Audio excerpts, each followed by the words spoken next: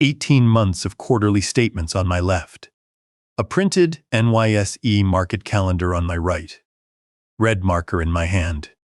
I checked the first trade date my son-in-law Travis ever reported. March 15th. I found it on the calendar and circled it. Sunday. I checked the next. July 4th. Christmas Day. New Year's Day. Every one of the 37 dates fell on a day the stock market was closed.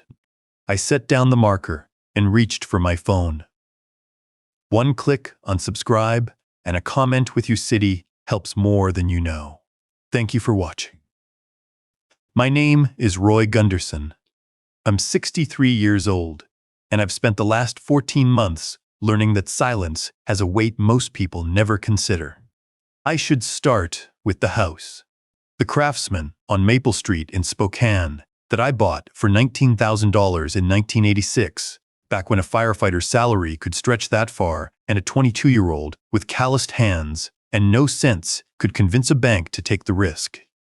I sanded those hardwood floors myself over 20 years. Weekends, holidays, whatever hours the department didn't claim. Red oak in the living room, white oak in the hallway, Douglas fir in the bedrooms because Lorraine liked the grain. She said it looked like water moving. The kitchen was hers. She designed it during her first pregnancy, sketching layouts on the back of patient intake forms she brought home from Deaconess Medical Center, where she worked the ICU. Bay window facing east, looking out at the birch tree she planted the week Jenna was born. She wanted the morning light to hit the counter where she made coffee. 34 years later, the light still hits that counter at 7:15 every morning. The coffee maker sits where she put it. I haven't moved it. The basement is mine. Split down the middle by an invisible line Lorraine never crossed and I never drew. On the left, my luthier workshop. Workbench, clamps, planes, chisels, templates cut from birch plywood. 11 completed acoustic guitars hanging on the wall in a row. Station 1 on South Monroe, Station 4 on the South Hill, Station 11 out by 5 Mile. 20 years of weekend work, library books on bracing patterns, 3 ruined tops before I got the tap tone right. My fingers are too thick to play clean chords, always have been. The calluses from 30 years of hauling hose don't help, but I can build them. I can shape the wood, carve the braces, set the intonation, and when I strike the top with my knuckle and hear that low resonance come back, I know it's right. On the right side of the basement, 3 filing cabinets, fireproof, 4-drawer, organized by year. 30 years of logbooks in composition notebooks, every one numbered on the spine. The habit started at the department. Standard protocol, every incident, every call, every minute time-stamped in the upper right corner. Date first, then time in 24-hour format. The officers who trained me were Korean War veterans who believed that if something wasn't written down, it didn't happen. I took them at their word, never stopped. After I retired, the logbooks kept going. Grocery runs, doctor appointments, phone calls, weather. The entries got smaller, quieter. But the format never changed. Date in the upper right, time below it. What happened stated plain. I joined Spokane Fire Department 3 days after my 22nd birthday. My father, Knut Gundersen, had come from Narvik, Norway at 16 to work the timber camps outside Corkboard. He cut old-growth cedar for 40 years and never once called in sick. My mother, Helen, taught 4th grade at Lincoln Elementary for 28 years and corrected my grammar at the dinner table until I left home. Between the two of them, I learned that work was the point, not the reward. The department shaped everything else. I made captain by 38. Structural fire rescue was my specialty. Reading a building under stress, knowing from the color of the smoke and the flecks of the windows whether the roof would hold for another 3 minutes or 30 seconds. I pulled 11 people out of burning structures over my career. Lost 2. The 2 I lost are in my logbooks with their names and the times I reached them and the times the coroner arrived. I don't read those entries, but I don't remove them either. I retired at 58 with a pension, a bad knee from a stairwell collapse in 2009, and a letter of commendation I keep in the filing cabinet but don't display. Lorraine displayed it. She hung it in the hallway next to Jenna's kindergarten drawing of a fire truck. After Lorraine died, I left both where they were. The unfinished guitar sits on the workbench. Parlor size, 14 3/4-inch lower bout, Sitka spruce top, with a grain so straight it looks printed. Mahogany back and sides, from a board I'd been aging in the workshop for 6 years. I started building it for Lorraine 2 years before her diagnosis, after she mentioned she'd always wanted to learn to play. I said I'd make her one small enough for her hands. She laughed and said my hands were the problem, not hers. The Rosette inlay is half finished. Concentric rings of maple and walnut veneer, glued and clamped, then stopped. I set down the chisel the afternoon she was admitted to hospice. November 14th, a little over a year ago. The chisel is still where I left it, next to the inlay knife and a square of 220 grit sandpaper. I haven't touched any of it. Lorraine Dahl married me on a Saturday in June 1991 at the courthouse in Spokane because she said churches made her nervous and flowers made her sneeze. She was 26. I was 27. She wore a blue dress she'd bought at Nordstrom with her first ICU paycheck and carried a single white rose because her sister insisted on something traditional. I wore my dress uniform because I didn't own a suit. She was the one who filled rooms. I was the man who stood in the corner of every room she filled. She talked to strangers in grocery stores, remembered the names of every patient's spouse, hosted Thanksgiving for 15 people in a kitchen built for 4. She made the house a home by filling it with noise I didn't know I needed until it was gone. And she translated me. That's what I understood, only after she wasn't there to do it anymore. Jenna would come home from school, hurt or confused, and I'd sit across from her not knowing what to say, and Lorraine would lean over and whisper the right words, or touch Jenna's hand, or just look at me with those brown eyes that said, "Go ahead, you can do this." When I couldn't, Lorraine did it for me. She told Jenna that her father loved her more than he could say. She told Jenna that my silence wasn't distance. She said he shows it differently. And Jenna believed her because Lorraine believed it. The diagnosis came 3 years ago. Pancreatic. Stage 3 at discovery, which meant the math was already done. Lorraine, the nurse, read her own scans and told me the survival statistics before the oncologist could soften them. She said, "I don't want you to hope for the wrong thing, Roy. I want you to hope for enough time to say what matters." She fought for almost 2 years. I don't know if I said what mattered during those months. I know I was there every day.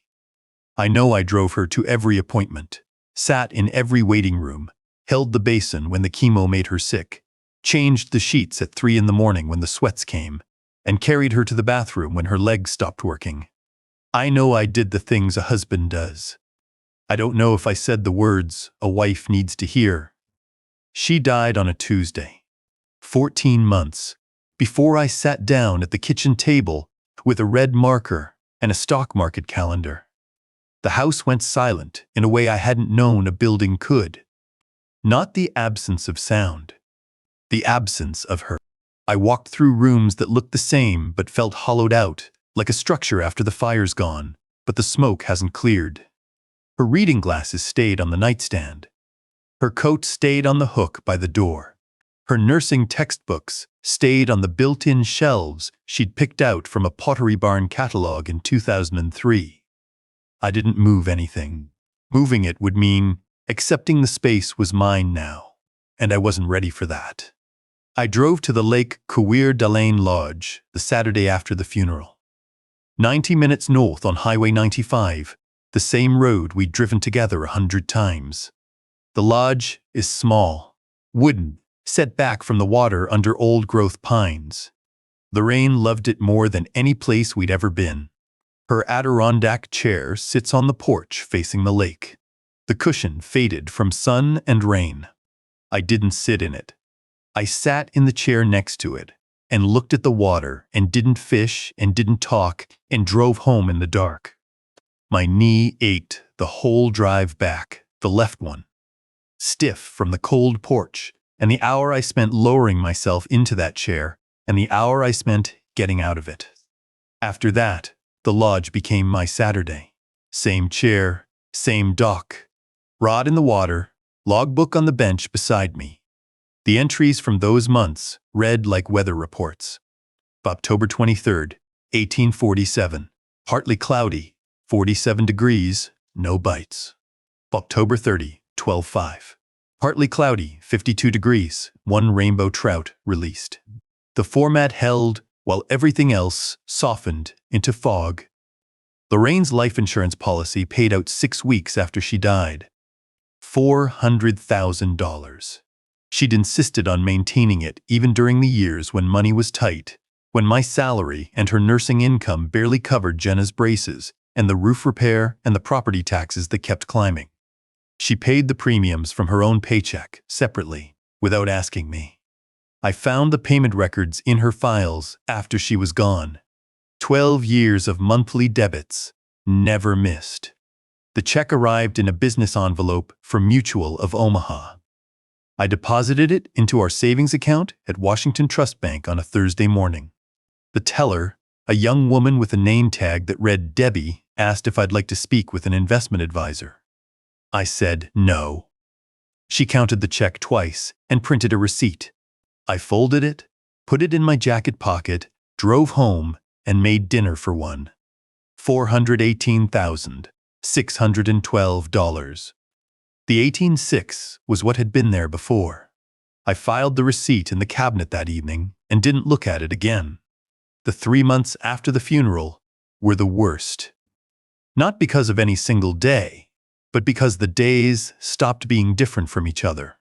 I ate the same breakfast, drove the same routes, blogged the same weather. The grief, if that's what it was, didn't come in waves. It came like smoke in a sealed room, slow, heavy, filling every space until you couldn't see the exits. Every decision arrived distant, every conversation blurred at the edges. I signed checks and filed papers and answered the phone, but none of it connected to anything that mattered. That's when my son-in-law Travis Keene showed up with the proposal. Travis had married my daughter Jenna 5 years earlier, after meeting her at a Spokane charity fundraiser for the Children's Hospital. He introduced himself as a financial advisor who'd recently gone independent after his firm restructured. Sandy brown hair styled with product, pale green eyes that never quite settled on anything for long. The kind of man who fills silences other people leave open. He smiled with his whole face and shook hands with both of his, and within 10 minutes of meeting him, I knew 2 things. He was good with people, and he was better with people than he was with anything else. I never warmed to him. Not the way Lorraine did, or pretended to. She was polite because Jenna was happy, and Lorraine valued Jenna's happiness above her own instincts. But once, about a year into the marriage, she said something while we were washing dishes. I can't tell if he's kind or just performing kind. What's the difference? I said. She dried a plate and set it in the cabinet. Kind people don't need you to notice. I didn't push it. Jenna had chosen him, and I respected her choice the way my father had respected mine when I told him I was joining the fire department instead of the timber crews. You don't own your children's decisions. You live with them. Travis came to the house 3 months after the funeral. A Wednesday afternoon. I remember because I logged it. He sat at Lorraine's kitchen table, accepted the coffee I made, and set a folder on the counter. Heavy stock paper inside with a gold Mountain Peak logo at the top. Pinnacle Growth Partners. His pitch was clean. Consolidate the insurance payout into a managed fund. Conservative growth, 6 to 8% annual returns. No speculative instruments. No cryptocurrency. No day trading. Patient, boring, safe money that would grow for 20 years and carry me through retirement without worry. He used Lorraine's name twice. She'd want to know you're taken care of, Roy. This is what she planned for. He was spinning his wedding ring the whole time. Thumb and forefinger, rotating it counterclockwise, fast enough that the gold blurred. I noticed. I wrote it in my logbook that night. Travis visit, 2:15 p.m. Investment proposal. Spinning ring. I signed the transfer authorization the same afternoon. The paperwork looked professional. The pitch sounded reasonable. Questioning family felt like the greater betrayal, and I didn't have the energy for betrayal. Grief had consumed what resistance I had. Travis walked out with my signature and $400,000 of Lorraine's insurance money, and I went back to the basement and sat with my logbooks and didn't think about it again. A week later, Travis called to explain that he'd set up a P.O. box for my financial correspondence. Security purposes, he said. Keeps your personal address off institutional databases. Identity theft is a real problem for retirees, Roy. I said fine. He gave me the box number. I wrote it in my logbook and filed it. The quarterly statements started arriving by hand. Travis delivered them himself, on heavy stock paper with the gold Mountain Peak logo, printed in color with columns of numbers showing purchases, sales, positions held. The fund was growing. 6.5% the first quarter, 7.2%. The second. Conservative allocations, blue chip equity, municipal bonds. It looked right. I had no reason to think it wasn't. I filed each statement in a manila folder in the second filing cabinet, right behind the tax returns. Chronological order, most recent on top. The folder grew thicker, quarter by quarter. I never examined the statements beyond confirming the total had gone up. The numbers were Travis's job. My job was to trust family. My daughter Jenna was 34 when all of this was happening. Auburn hair like her mother. My blue eyes. Every time I looked at her, my chest tightened because Lorraine looked back at me from Jenna's face, and the resemblance was a gift and a wound at the same time. She'd been beautiful in her 20s, with the kind of easy prettiness that came from Lorraine's genes, and a smile that didn't cost her anything. Now the stress showed. Circles under her eyes that foundation couldn't hide. Nails bitten past the quick. A thinness in her cheeks that came from skipping meals. She wore athletic clothes from Target, and once, when I noticed the Target tag sticking out of her collar, Jenna tucked it in and said the shirt was from Nordstrom. I heard it and said nothing, and wrote it in my logbook that night. Not as evidence, as observation. The habit doesn't distinguish. Jenna had a nursing degree from Gonzaga that she hadn't used since Sophie was born. She'd planned to go back. Every year she planned to go back, and every year something else needed her attention. Sophie's school, Travis's schedule, the house, the dog they got and then rehomed, the HOA newsletter she volunteered to edit because organizing other people's problems was easier than looking at her own. She married Travis because he was everything I wasn't. I understood that without resentment. He talked, he gestured, he filled rooms with energy and laughter and words that came fast and loose and made Jenna feel seen in a way my quiet presence never had. When Lorraine was alive, it didn't matter. Lorraine translated. She told Jenna what my silence meant, and Jenna accepted the translation because she trusted her mother. When Lorraine died, the bridge collapsed. I stood on one side. Jenna stood on the other. Neither of us knew how to build a new one without the woman who'd made it look easy. Sophie Keene was 9 years old, and she was the only person left on earth who saw me the way Lorraine had. She called me Captain Grandpa. She drew fire trucks with crayons on construction paper and mailed them to my house in envelopes she addressed herself, the letters crooked and oversized. She climbed into my lap without asking, pressed her face against my chest, and told me I smelled like wood shavings and coffee, which she said was the best smell in the world. "Can I hear a rescue story?" she asked one Saturday, already settled on the couch with a blanket pulled to her chin. "Which one?" "The dog one." "No, wait, the cat one." "No, the one where Danny got stuck." I told her about the dog we pulled from the drainage pipe on Division Street, about the cat in the chimney on Garland, but the time Danny Ochoa, my lieutenant, got stuck in a window frame during a search, and I had to push him through from behind while he cursed in Spanish. Sophie laughed at those stories, the way Lorraine used to laugh, full and open and with her whole body. She treated my silence as safety, not distance. She didn't need me to explain myself. She just needed me to be there. Most evenings, I sat in Lorraine's kitchen and watched the light fade through the bay window. The birch tree cast long shadows across the table.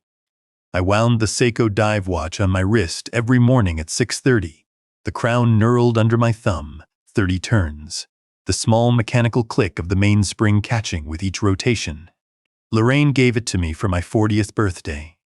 Scratched crystal, faded bezel insert, the lume dots on the dial gone soft after 23 years. It kept perfect time. The 30 seconds I spent each morning turning that crown was the closest thing I had to prayer. The manila folder in the filing cabinet grew thicker. Each quarter, Travis delivered a new statement. Each quarter, I filed it without reading past the summary line. The fund was growing. Travis said so. The paper said so. That was enough. I trusted family. I trusted Lorraine's judgment about people, even the judgment she'd kept to herself. And Lorraine, who could read a room the way I read a burning building, who saw through charm the way I saw through smoke, wasn't here to look at Travis. If she had been, I think she would have checked the dates. Instead, the statements accumulated, the logbooks filled. The Seiko ticked on my wrist, measuring time I spent going through the motions of a life that had lost its center. I fished at the lodge on Saturdays, sat in the chair next to Lorraine's empty one, and drove home in the dark. I maintained the house she designed, walked past the coat she hung on the hook, and fell asleep looking at the reading glasses she left on the nightstand. The quarterly statements from Pinnacle Growth Partners sat in their manila folder, filed chronologically, never cross-referenced, never questioned. Each one, a fabrication I accepted, because the alternative meant doubting my daughter's husband, and doubting him meant doubting Jenna, and doubting Jenna meant the bridge was gone for good. On a Wednesday evening in late October, Travis called about the account. Brief conversation, 90 seconds. The fund was performing well, he said. Markets were stable. Nothing to worry about. I wrote it in my logbook. Travis called, 6:47 p.m. Account update. Markets stable. 90 seconds. Then I went to the basement and looked at the 11 guitars on the wall and the unfinished parlor guitar on the workbench. The Sitka spruce top caught the shop light. The Rosette inlay waited, half installed, for hands that hadn't found a reason to pick up the chisel. I turned off the light and went upstairs. My knee caught on the top step the way it always did, that grinding protest from the stairwell collapse back in '09.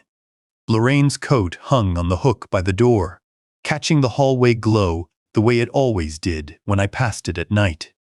I touched the sleeve. Wool. She bought it at a consignment shop in Coeur d'Alene the fall before the diagnosis. She said it was the warmest coat she'd ever owned. The house was sound. The floors held. The kitchen light worked. The filing cabinets were organized, the logbooks current, the watch wound. Every system I maintained was functioning. The structure of a life built over 40 years stood solid around me. But I knew what happens to a building when the load-bearing wall is gone. The rest holds for a while. Then it doesn't. And somewhere in that filing cabinet, in a manila folder growing thicker each quarter, The future Lorraine had paid for with 12 years of insurance premiums was being taken apart by a man whose eyes never settled and whose ring never stopped spinning. I didn't know it yet. I filed the latest statement that Friday, slid it into the folder, closed the drawer, and wrote the date in my logbook. I hadn't yet learned to read those statements the way I read a building under stress. The first visit, after signing the transfer authorization, was a Sunday in late November, 3 weeks after Travis walked out of my kitchen with $400,000 of Lorraine's money. I drove to the subdivision on Spokane's South Hill, where Travis and Jenna had bought their house 2 years into the marriage. Gated community. Stone pillars at the entrance. A guard booth with a kid in a polo shirt who waved me through after checking a list. The house was newer construction.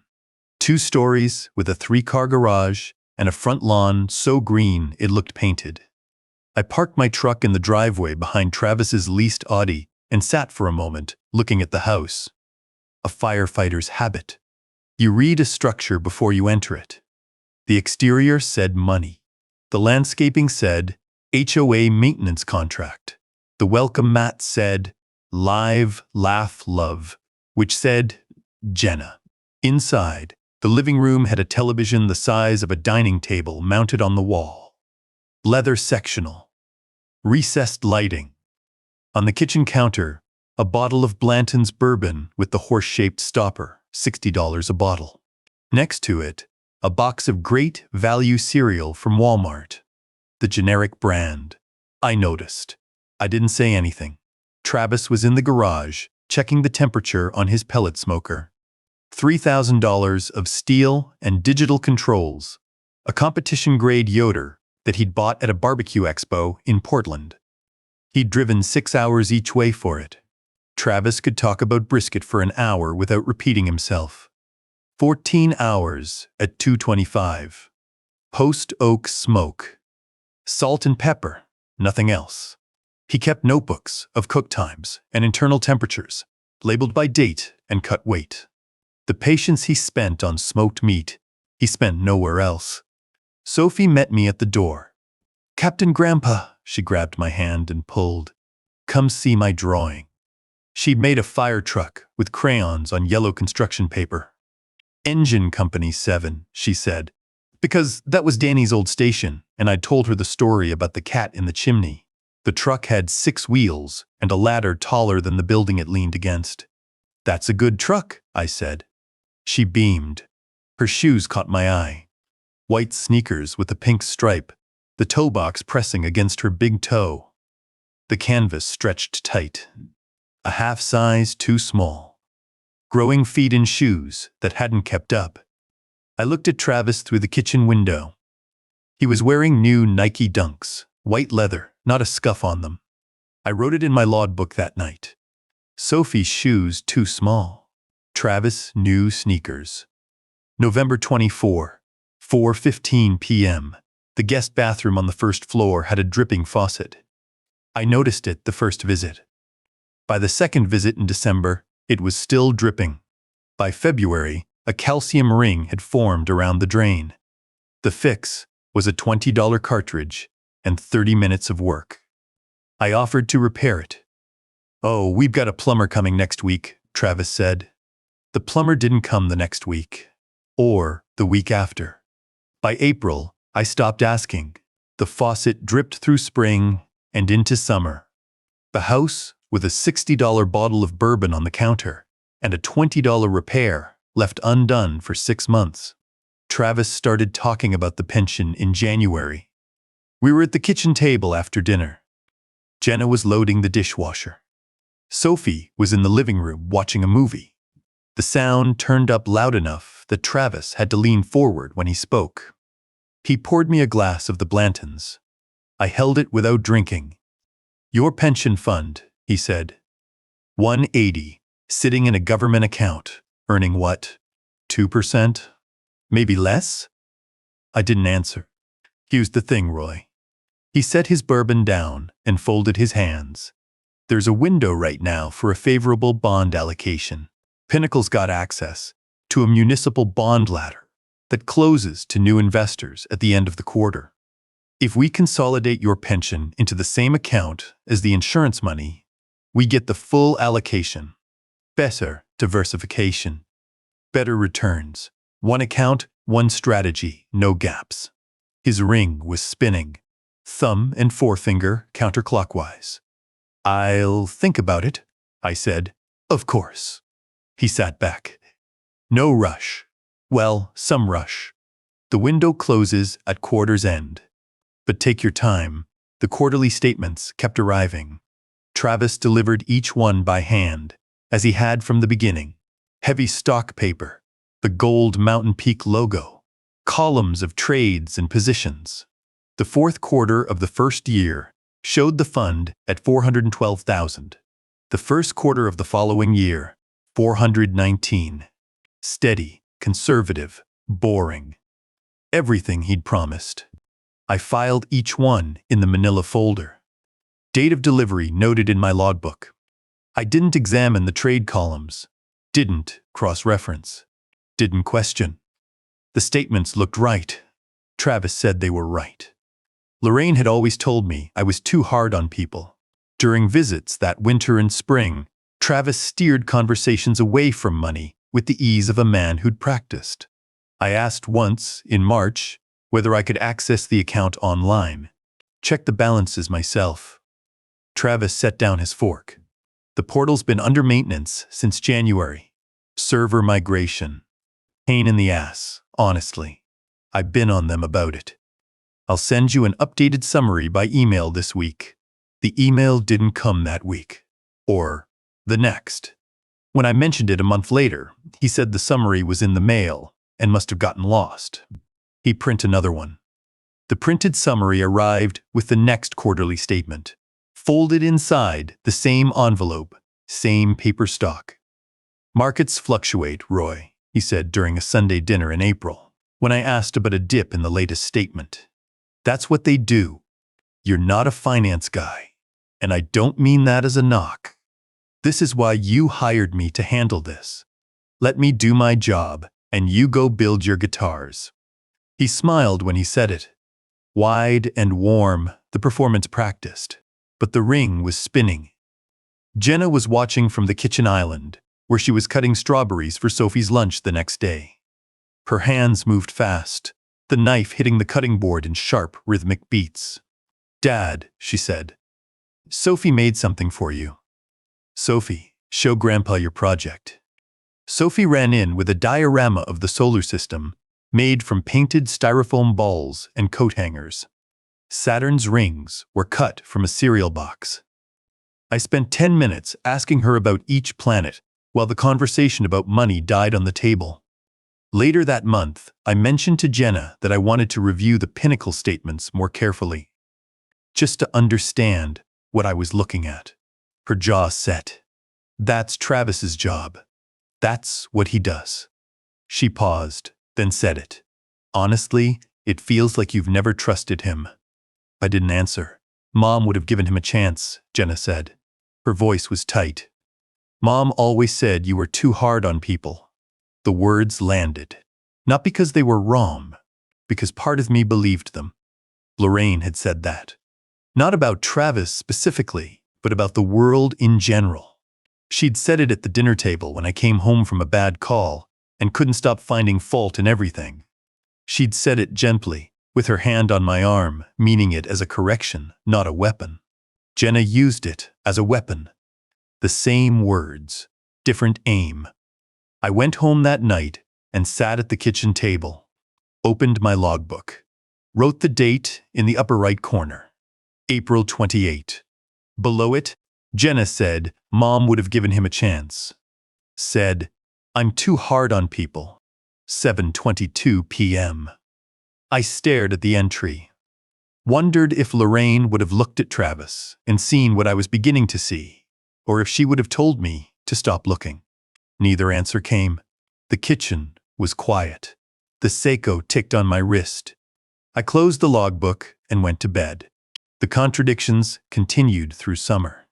Small things. Things that meant nothing on their own and everything together. In June, I arrived at the house on the South Hill to pick up Sophie for an afternoon at the park.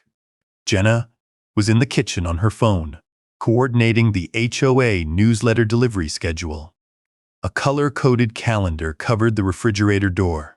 Blue for Sophie's school events, green for Travis's barbecue competitions, red for Jenna's volunteer commitments, PTA meetings, church bake sales, the neighborhood block party she'd organized 3 years running.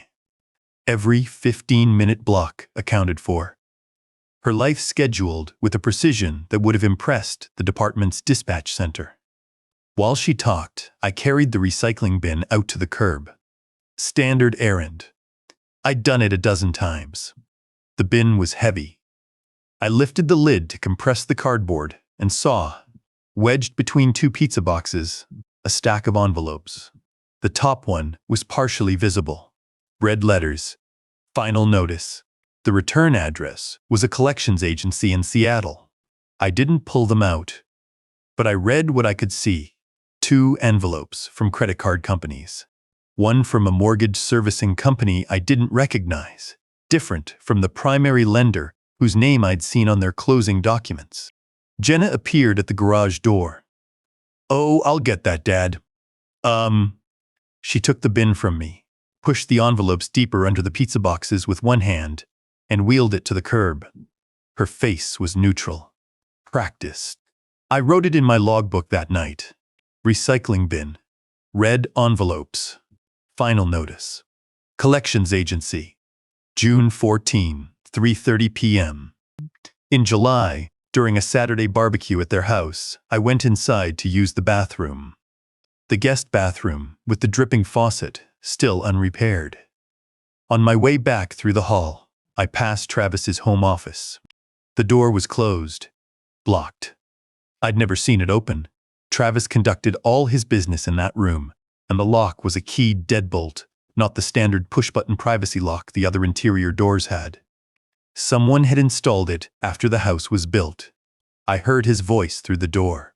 Low, fast, the cadence of a man not giving a presentation, but making a plea. I just need until Friday. 1 more week. That's all I'm asking. Silence. The other person's response was inaudible, just the compressed murmur of a phone speaker. "I know," Travis said. "I know. Friday. You'll have it Friday." I walked back to the kitchen. 2 minutes later, Travis emerged from the office. His face was flushed. He saw me at the counter, and his expression reset. The smile clicked into place, like a breaker closing. "Difficult client," he said. "You know how it is." I nodded. He poured himself a bourbon. His hand was steady. His ring was spinning. Sophie found me in the backyard after the barbecue. The other guests had left. Travis was cleaning the smoker. Jenna was inside, organizing leftover containers with the same intensity she brought to the HOA calendar. Sophie sat next to me on the patio step. She was picking at the Velcro strap of her sandals, the ones that were starting to gap at the sole. "Grandpa," she said, "Mommy and Daddy fight about money a lot." I looked at her. "Travis sleeps on the couch sometimes," she said. "After they fight. He watches TV real late, and I can hear it from my room." I put my arm around her. "What do they fight about?" She shrugged. "I don't know.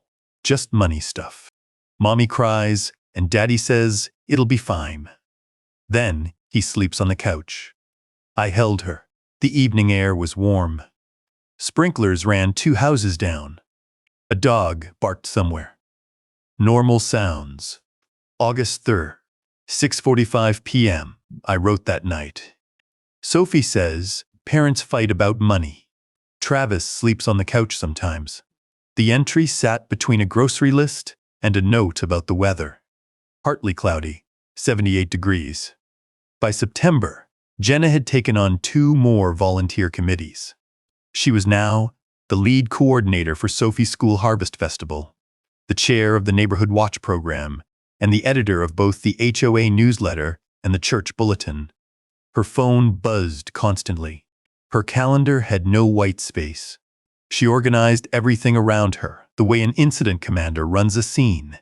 Tight zones, clear assignments, no dead time. Everything except her finances. She hadn't looked at a bank statement in over a year. Travis handled the money. That was his job. She said so every time the subject came near. The pattern was visible in my logbooks. Not to me, not yet. But it was there. 14 months of entries. Dates, times, observations. The broken faucet. The 2 small shoes. The bourbon beside the generic cereal. The collection notices in the recycling. The locked office door. The phone call I overheard. Sophie's account of the fights. Travis's ring spinning faster every time money came up. Each entry isolated, filed between weather notes and grocery runs. The dots were on the page. I hadn't drawn the lines because I trusted family. And because drawing lines meant something I wasn't ready to face. In October, Travis delivered the latest quarterly statement. By the third quarter of the second year, the fund had grown to $431,000. Diversified equity positions, municipal bonds, a small allocation to international markets. Conservative returns across the board. The paper was heavy. The logo was sharp. The numbers were detailed, specific, the kind of accounting that takes time and knowledge to fabricate, and less than 5 minutes to believe. I filed it, noted the delivery date. October 12, 11:20 a.m. Pinnacle statement, Q3, $431,000. The statements looked right to me. But I'd spent 30 years reading smoke patterns and roof loads, not balance sheets. I knew what I knew. I didn't know what I didn't know. And I didn't know what to look for.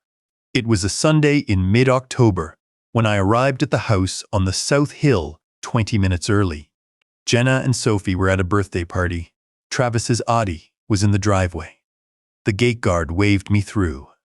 The front door was ajar, Travis expecting Jenna and Sophie back from the party. I let myself in, called out, "Travis?" No answer from the first floor. I walked toward the kitchen and heard movement from the home office. The door was open. First time I'd ever seen it that way. Travis was at his desk, laptop screen bright in the dim room. He didn't hear me. I stood in the hallway and looked. The screen showed a green felt surface. Cards fanned across it. Digital chips stacked in colored towers. A timer in the upper corner counting down. An online poker table with 6 players, 2 seats empty, and Travis's handle highlighted in the bottom center of the screen. My boot caught the hardwood. The sound carried. Travis's head snapped around. His hand shot to the laptop screen and tilted it down. Then he closed it. The whole motion took 2 seconds. "Roy." He stood up. "Didn't expect you this early." "I was in the neighborhood," I said. "Thought I'd come by. Just reviewing some client portfolios." He picked up the laptop and tucked it under his arm. The screen was dark now. "Let me get us some coffee." He moved past me into the kitchen. Normal stride, normal smile. The ring was spinning. I said nothing. Didn't ask about the cards or the chips or the betting timer. Didn't mention the client portfolios don't come with a green felt background and a countdown clock.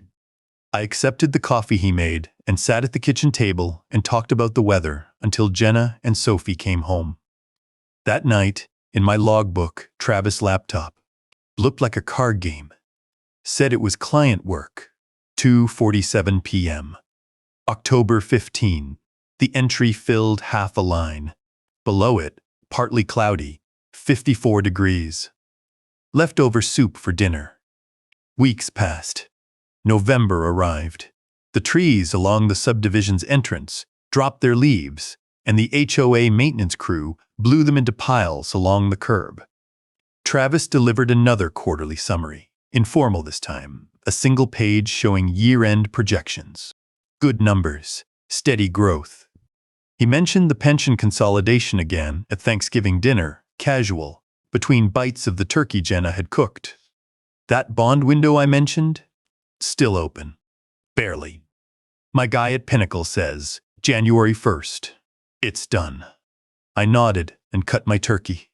The real push came on a Wednesday in early December. No holiday dinner. No family gathering. Travis drove to my Craftsman house alone. He parked in the driveway and came to the door carrying a leather portfolio. Inside, printed documents for the pension consolidation. The same gold Mountain Peak logo, the same professional formatting. A signature line at the bottom with a yellow tab marking the spot. He had a pen in his hand, uncapped. Roy, he said, sitting across from me at Lorraine's kitchen table. Let's get this done. This window closes at month's end. If we don't move your pension into Pinnacle now, you're leaving money on the table. He set the documents in front of me, slid the pen across. The leather portfolio lay open beside them, a second set of papers visible inside. More forms, more signature lines. His posture was different from the Thanksgiving mention. Leaning forward, elbows on the table. The salesman's warmth was there, but thinner now, stretched over something harder. His smile reached his mouth, but not his eyes. The ring was spinning fast. I picked up the documents. Read the first page. Same language as the original transfer authorization.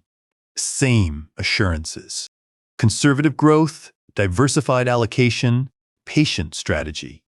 $180,000 from my Washington State pension account, transferred to Pinnacle Growth Partners for management and investment, at the discretion of the advisor. I turned to the second page. Terms and conditions. Paragraphs of small print. I read 3 lines, then looked up. I need a few days, I said. The smile held, but something behind it shifted. A tightening around his eyes.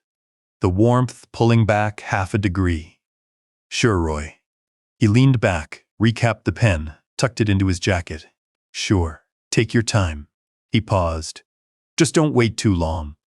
He gathered the portfolio and stood. At the door, he turned back. This is me looking out for you, Roy. That's what family does. He clapped my shoulder, a gesture too firm for affection, and walked to his car. I watched through the bay window as he backed out of the driveway. The Audi's taillights disappeared down Maple Street. I sat at the kitchen table. The unsigned pension documents lay where he'd left them. The yellow signature tab caught the overhead light. The gold Mountain Peak logo faced up. The same logo on every statement I'd filed for the past 18 months. The Seiko ticked on my wrist. The birch tree outside the bay window was bare, its branches sharp against the December sky. Lorraine's coffee maker sat on the counter, where she put it 34 years ago. The kitchen smelled like the coffee I'd made, and the cold air Travis let in when he opened the door. The furnace clicked on in the basement, a low hum through the floorboards. I sat there for a long time. I didn't feel anger. I didn't feel suspicion. I felt something older, something I recognized from the fire service, but had never felt at a kitchen table. The way smoke changes color before a flashover. The way a window bows outward in the seconds before the glass fails. The way a roofline dips 3 inches and holds, and you know it's holding now, but it won't hold long. You can't explain how you know. The math is there, the physics, the structural logic, but in the moment, it's not calculation. It's reading. 30 years of reading buildings under stress, and your body tells you before your mind catches up. Something in this arrangement didn't hold. The quarterly statements with their gold logo. The portal under maintenance for 11 months. The summaries that came late or not at all. The pension pitch that started as a suggestion and became urgent. Sophie's 2 small shoes. The bourbon beside the generic cereal. The locked office door. The phone call. The dripping faucet. The collection notices. The poker table on the laptop screen. I'd been reading this structure for 14 months. Writing it down. filing it away. Each observation isolated, separated by grocery lists and weather notes. The pattern was in my logbooks. I just hadn't stood back far enough to see it. I didn't stand back now. Not yet. But I didn't pick up the pen either. I opened my logbook.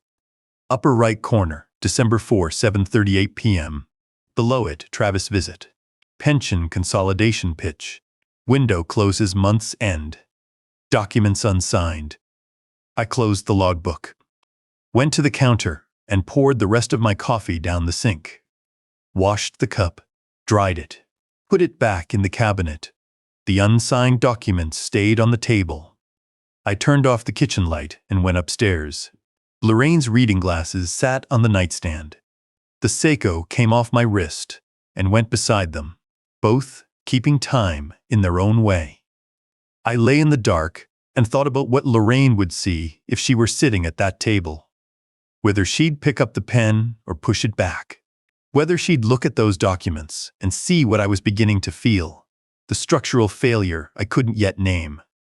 Sleep came late.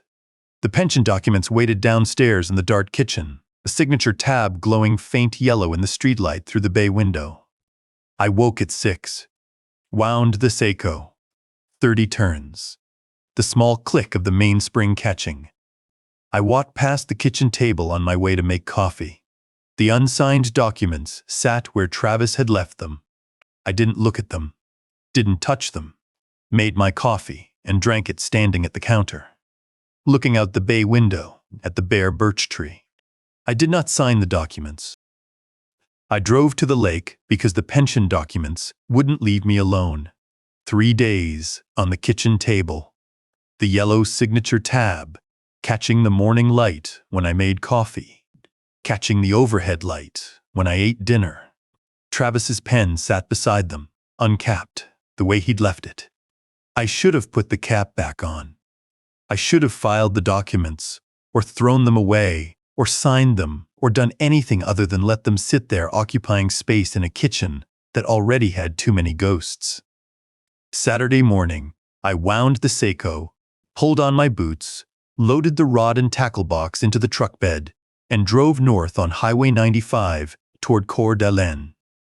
90 minutes through the Spokane Valley and into Idaho, the road cutting through pine forest and farmland. The December sky low and gray. The heater in the truck ran on high. My left knee ached from the cold, the way it always did, the metal hardware from the stairwell collapse shifting against bone when I worked the clutch. I wasn't running from anything. I was going to the one place where thinking didn't feel like work. Lorraine's place. The lodge. The parking lot was empty when I pulled in. December quiet, which was what I wanted. The lodge itself was closed for the season, windows shuttered, the A-frame roof collecting a thin crust of early snow. But the dock was open. Always open.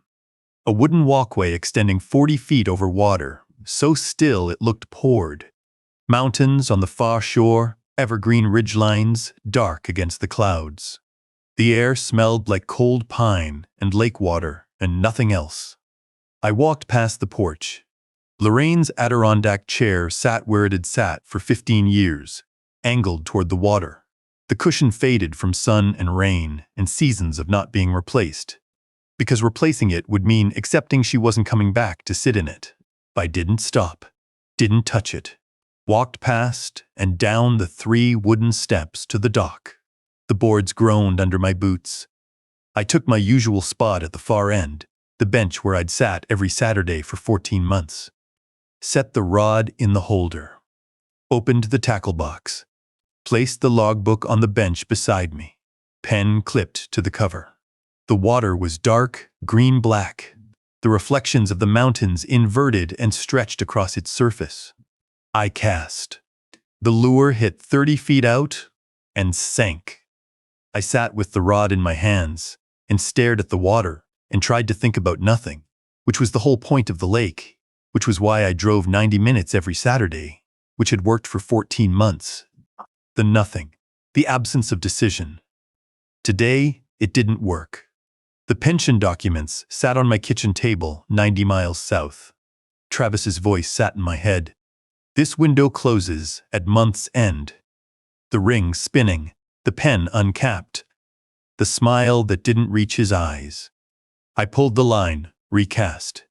Watched the lure arc against the gray sky. Footsteps on the dock. I didn't turn. The boards shifted under someone else's weight, and a man settled into the bench at the other end, 10 feet away. I heard a tackle box open, the click of a reel being checked, the soft splash of a line hitting water. We fished in silence for 20 minutes. That's how it works at a dock like this. You don't talk first. You establish the silence. You prove you can hold it. Then, if the other person proves the same, you earn the right to break it. Nice water today, the man said. Flat. I glanced over. 71, give or take. Wire-rimmed glasses on a thin face. A battered fishing hat, olive green, the brim soft from years of use. Clean hands. Pressed flannel shirt even for fishing. An accountant's posture. Straight-backed, hands folded in his lap when they weren't on the rod. He had the unhurried look of a man who had nowhere else to be and knew it. Flat and empty, I said. Haven't had a bite in an hour. He smiled. That's why they call it fishing and not catching. I nodded. The silence settled back, comfortable. His name was Bud Halverson. He offered it 10 minutes later, along with the information that he'd been retired from his Boise accounting practice for 6 years and had moved to a cabin outside Coeur d'Alene to fish and read and not answer his phone. He said this without complaint, the way you described the weather. Roy Gundersen, I said. Spokane, retired fire captain. Bud adjusted his glasses. Fire captain. That's real work. Was, I said. Now I build guitars and don't catch fish. He chuckled. We fished. The silence came and went on its own schedule. Conversations drifting between gaps, the way lake water fills spaces between rocks. Weather. Water temperature. Whether the trout had moved deeper with the cold. The kind of talk that means nothing and costs nothing and requires nothing from either man. Then I said something that changed everything. I said it the way you mention a grocery list or a doctor's appointment, offhand, filling a gap in the conversation.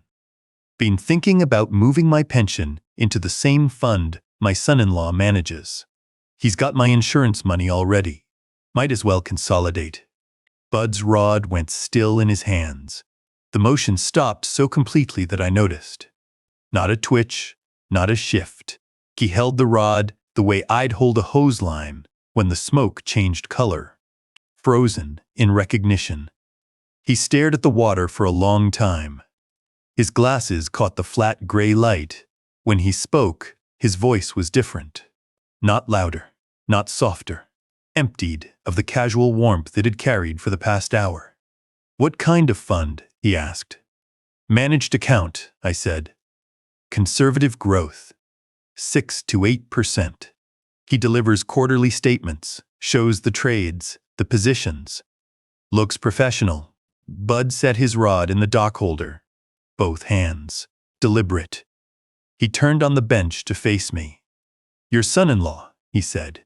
He runs this fund himself? He's a financial advisor. Independent. Started the fund after his firm restructured. Bud took off his glasses. Cleaned them on his shirt tail. Put them back on. A delay. Not for the glasses. For the words he was choosing. 8 years ago, he said, my nephew David set up something that sounds a lot like what you're describing. He said it flat. No dramatic pause. No warning. Just the way a man states a fact he's stated many times before to many people, because stating it is what he does now. David was a financial advisor. Licensed, or so I thought. My wife's sister's boy. I'd known him since he was 12. Smart, good, with numbers. When he came to me with a proposal for a managed retirement account, I didn't think twice. He was family. I trusted family. Bud looked at the water. The mountains reflected on its surface, inverted still. He created a fund that didn't exist. Professional letterhead. Conservative returns. A client portal that was always under maintenance. He printed quarterly statements on heavy paper with a nice logo and delivered them by hand. Every quarter, my account was growing. 6%. 7. Boring, safe money. That's what he called it. My hands tightened on the rod. The words were landing in places that had been quiet for months. How much? I asked. 180,000, Bud said. My retirement savings. Everything my wife Adele and I had put away over 30 years of living carefully. I stared at him. He continued in the same flat tone, the voice of a man who had walked through the fire and come out the other side with nothing to prove and nothing to hide. The scheme ran for 2 years before I caught it. And the reason I caught it was the stupidest mistake you can imagine. He paused. Every trade date on every statement David created fell on a day the stock market was closed. I didn't move. Sundays, Bud said. Federal holidays. Market closure days. New Year's Day. Martin Luther King Day. Christmas. He never once checked whether the dates he typed into his fake statements corresponded to actual trading days. He was smart enough to build the whole thing, but careless enough to schedule trades on days when no exchange in the country was open. The dock was quiet. Water lapped against the pilings. A bird called from the tree line, distant and thin. How did you find out? I asked. My accountant's brain, Bud said. I was reviewing statements for tax preparation and noticed a trade dated December 25th. Christmas. Markets are closed. Christmas. I thought it was a typo. So I checked the next one. Sunday. Checked another. 4th of July. I went through every date on every statement he'd ever given me. Not one trade happened on a day the exchange was open. He looked at me. Direct. The glasses, magnifying eyes that had seen the same structural failure I was just beginning to recognize. Roy, he said, check the dates on those statements. Get a market calendar. NYSE, NASDAQ. Print the holiday schedules. Go through every trade date your son-in-law reported and cross-reference it against the calendar. Every single one. If the trades happened on days the market was closed, he invented the whole thing. The fund, the trades, the returns. Every dollar of growth he's showing you. All of it. I sat with the rod in my hands. The lure hung in the water somewhere below, forgotten. Bud put his glasses back on and picked up his rod. He cast with the smooth motion of a man who'd been fishing for decades. The lure landed 30 feet out. After I lost the money, he said, I spent 2 years studying how it happened. Read everything I could find on investment fraud. Attended seminars, talked to investigators, regulators, victims. I volunteer now with the Idaho Attorney General's Office, Elder Fraud Education Program. I've seen this pattern a dozen times. Family member in a position of trust. Professional-looking documents. Victims who never verify because they trust the person, not the paper. He reeled in a few feet of line. Slow, patient. Nobody warned me, he said. I didn't have someone sitting on a dock telling me to check the dates. So I make sure other people do. The air was cold against my face. The mountains hadn't moved. The water hadn't changed. But the dock felt different under me. The wood harder, the cold sharper. The distance between my bench and the parking lot shorter than it had been an hour ago. What happened to David? I asked. Federal prison, Bud said. 4 years. He served 2.5. I got about 40,000 back through restitution. The rest was gone. Gambling, mostly. He was betting on college football with my retirement money. Gambling. The word landed. The poker table on Travis's laptop screen. The green felt. The digital chips. The countdown timer. I set the rod in the holder. picked up my logbook, held it in my hands without opening it. "Thank you," I said. Bud nodded. He didn't ask for details, didn't press for confirmation, didn't offer sympathy or advice beyond what he'd already given. He cast again and watched the lure sink. I gathered my tackle, stowed the rod, closed the logbook, and tucked it under my arm. I stood up from the bench, and my knee protested, and I ignored it. "Check every date," Bud said, not looking up from the water. "Don't stop until you've checked them all." I walked back up the dock, past the lodge with its shuttered windows, past Lorraine's Adirondack chair on the porch, the faded cushion dark with moisture from the cold air. I didn't stop, didn't touch it. Got in the truck, started the engine, and pulled out of the lot before the heater warmed up. The drive south took 90 minutes. Dark by the time I merged onto 95. Headlights cutting a tunnel through the forest. The road curving through pine stands and open stretches of frozen farmland. The truck's engine hummed at 65. The heater blew against my hands on the wheel. "Check the dates. Check every single one." Bud's voice. Flat and specific. The voice of a man who lost $180,000 to a nephew he'd known since the boy was 12. Who spent 2 years studying how it happened.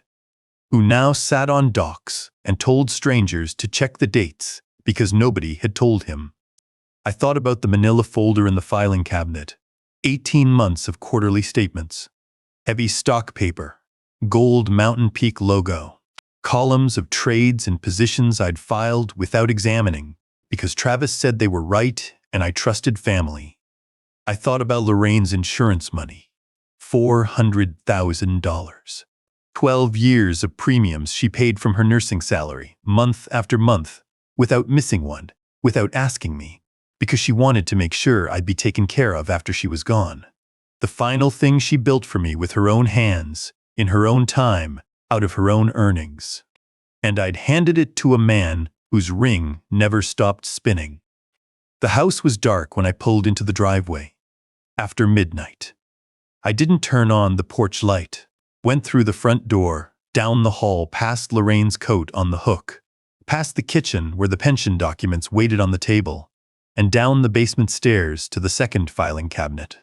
Bottom drawer, manila folder. I pulled it out. 18 months of Pinnacle Growth Partners, quarterly statements, filed chronologically, most recent on top. I carried the folder upstairs to the kitchen table and set it down. The pension documents were still there. Travis's uncapped pen beside them. I moved them to the counter without looking at the signature line. I opened the laptop, typed NYSE Market Holidays into the search bar, printed the holiday schedules for the past 2 years. Then I searched for a calendar that showed days of the week for every date in both years. Printed that too. I arranged the workspace the way I'd arrange an incident command board. First quarterly statement on my left, positioned under the overhead light. Printed market calendar on my right. A red marker from the kitchen drawer in my right hand, the barrel resting in the scar across my palm from the warehouse roof collapse in 2004. The bay window showed me my own face in the dark glass, a gray-haired man sitting alone in a bright kitchen in the middle of the night. The Seiko ticked on my wrist. Lorraine's coffee maker sat on the counter, where she'd placed it 34 years ago. The birch tree was invisible in the dark, but I knew it was there the way I knew. The floors were oak, and the walls were plaster, and the filing cabinet was fireproof. Some things you know because you built them. I picked up the first statement. Q1, first year. 3 trade dates listed. I found the first one. March 15th. I looked at the calendar. Found March. Found the 15th. My fingers stopped on the square. Sunday. I circled it. The red marker pressed into the heavy stock paper. The sound of the felt tip dragging across the page was the only noise in the kitchen besides the Seiko. The circle was deliberate, drawn with the steady hand of a man who'd filled out 30 years of incident reports. No hesitation. No second guessing. I checked the next trade date on the same statement. March 22nd. I found it on the calendar. Sunday. Red circle. Third trade date. Sunday. Red circle. I set the first statement aside and picked up the second. Q3. First year. 4 trade dates listed. I checked them in order. July 4th. Independence Day. Market closed. Red circle. July 5th. Saturday. Red circle. August 3rd. Sunday. Red circle. September 1st. Labor Day. Market closed. Red circle. The process took over. Not thinking. Not feeling. The fire captain's incident documentation protocol taking over. Check. Verify. Record. Move on. I worked through every statement. Every trade date. The checking was mechanical. The rhythm steady. Pick up the statement. Find the date. Cross-reference the calendar. Circle in red. Next date. Next statement. November 27th. Thanksgiving. Closed. Red circle. December 25th. Christmas. Closed. Red circle. January 1st. New Year's Day. Closed. Red circle. January 19th. Martin Luther King Day. Closed. Red circle. February 16th. President's Day. Closed. Red circle. The red circles multiplied across the table. Statement after statement. Each one marked with the same deliberate pressure. The same precise hand. The kitchen smelled like cold coffee and the dry heat of the furnace running in the basement. The overhead light buzzed the way cheap fluorescents do, a frequency most people don't notice until they're alone at 3 in the morning in a quiet house. I counted them when I was done. 37 trade dates across 18 months of quarterly statements. Every single one fell on a day the stock market was closed. Sundays, federal holidays, Saturdays, market closures. Not one exception. Not one date that could have been a real trade. Travis hadn't made an occasional mistake. Hadn't gotten sloppy with a few entries. He'd invented the entire investment history. Every trade, every purchase, every sale, every dollar of reported growth, every number on every line of every statement I'd filed for 18 months. The fund didn't exist. The returns didn't exist. The $431,000 the latest statement claimed was sitting in a diversified equity portfolio didn't exist. What existed was a manila folder full of fabricated paper and a filing cabinet that held the record of a robbery I'd consented to because the robber was family. I sat in the kitchen with the red-circled statements spread across the table. The Seco read 3:17 a.m. The house was silent. Lorraine's face looked back at me from the dark bay window, superimposed over the invisible birch tree, and for a moment I saw her the way I'd seen her in the kitchen on 100 late nights when I came home from a bad call. Standing at the counter, looking at me. Not speaking, because she knew that sometimes the kindest thing was to let the silence do its work. I didn't feel anger. Something else. Something I recognized from the fire service, from the moment when a 5-alarm call goes past chaos into a zone where the building is lost and the people inside it aren't. And the only thing that matters is precision. The calm that comes when the margin for error disappears. No room for rage. No room for grief. No room for anything except the next correct action. My hands were steady. My breathing was even. The grief fog that had blurred every day for 14 months was gone. Burned off. The fire captain was sitting at this kitchen table for the first time since Lorraine died. I'd been reading this situation for months, writing it down, filing it away. The smoke had been the wrong color since the first visit to that house on the South Hill. The windows had been flexing since the day Travis redirected my mail to a P.O. box. The roof had been sagging since Sophie told me her parents fought about money and Travis slept on the couch. I knew now the structure was coming down, but not on my schedule, not tonight, not in a rush. 30 years in the fire service taught me that hasty response kills more people than fire does. You don't run into a collapsing building.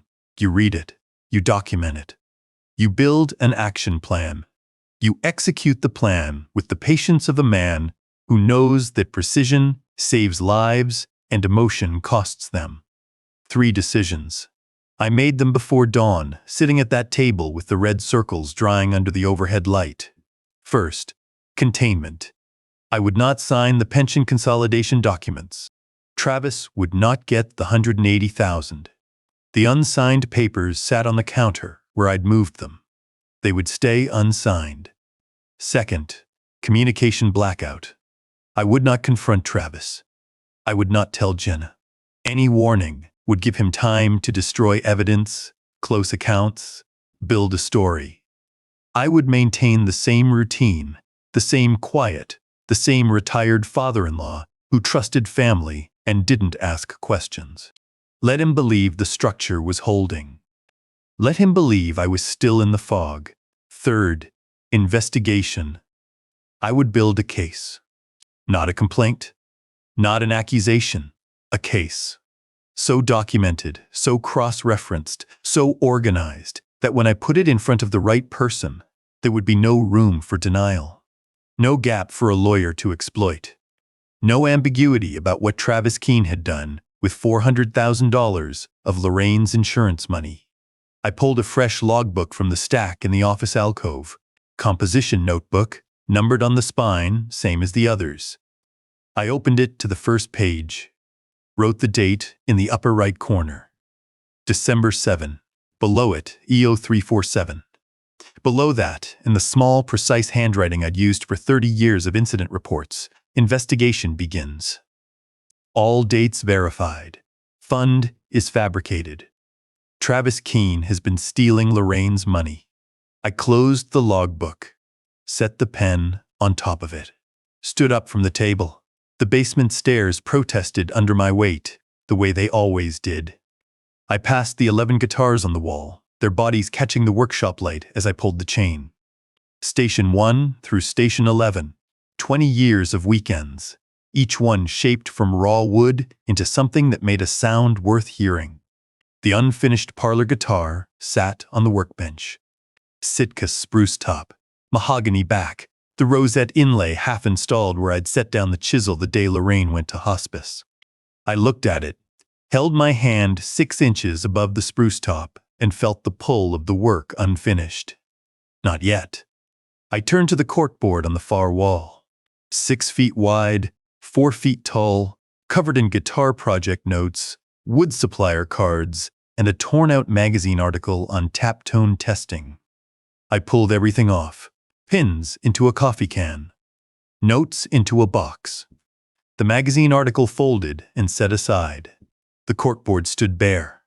Clean cork. Empty. I went back upstairs and collected the red circled statements from the kitchen table. Carried them to the basement in both hands. Careful, the way you handle evidence. I pinned the first one to the upper left corner. Q1, first year. 3 trade dates, 3 red circles. I pinned the corresponding market calendar page next to it, the dates highlighted. 1 connection. 1 piece of evidence. The beginning. Each statement got its place on the board, chronological, left to right, top to bottom. The market calendars went beside them. I'd need bank records. I'd need the original transfer authorization. I'd need a timeline. The corkboard would grow. I knew what it would become. I'd built incident command boards for 30 years.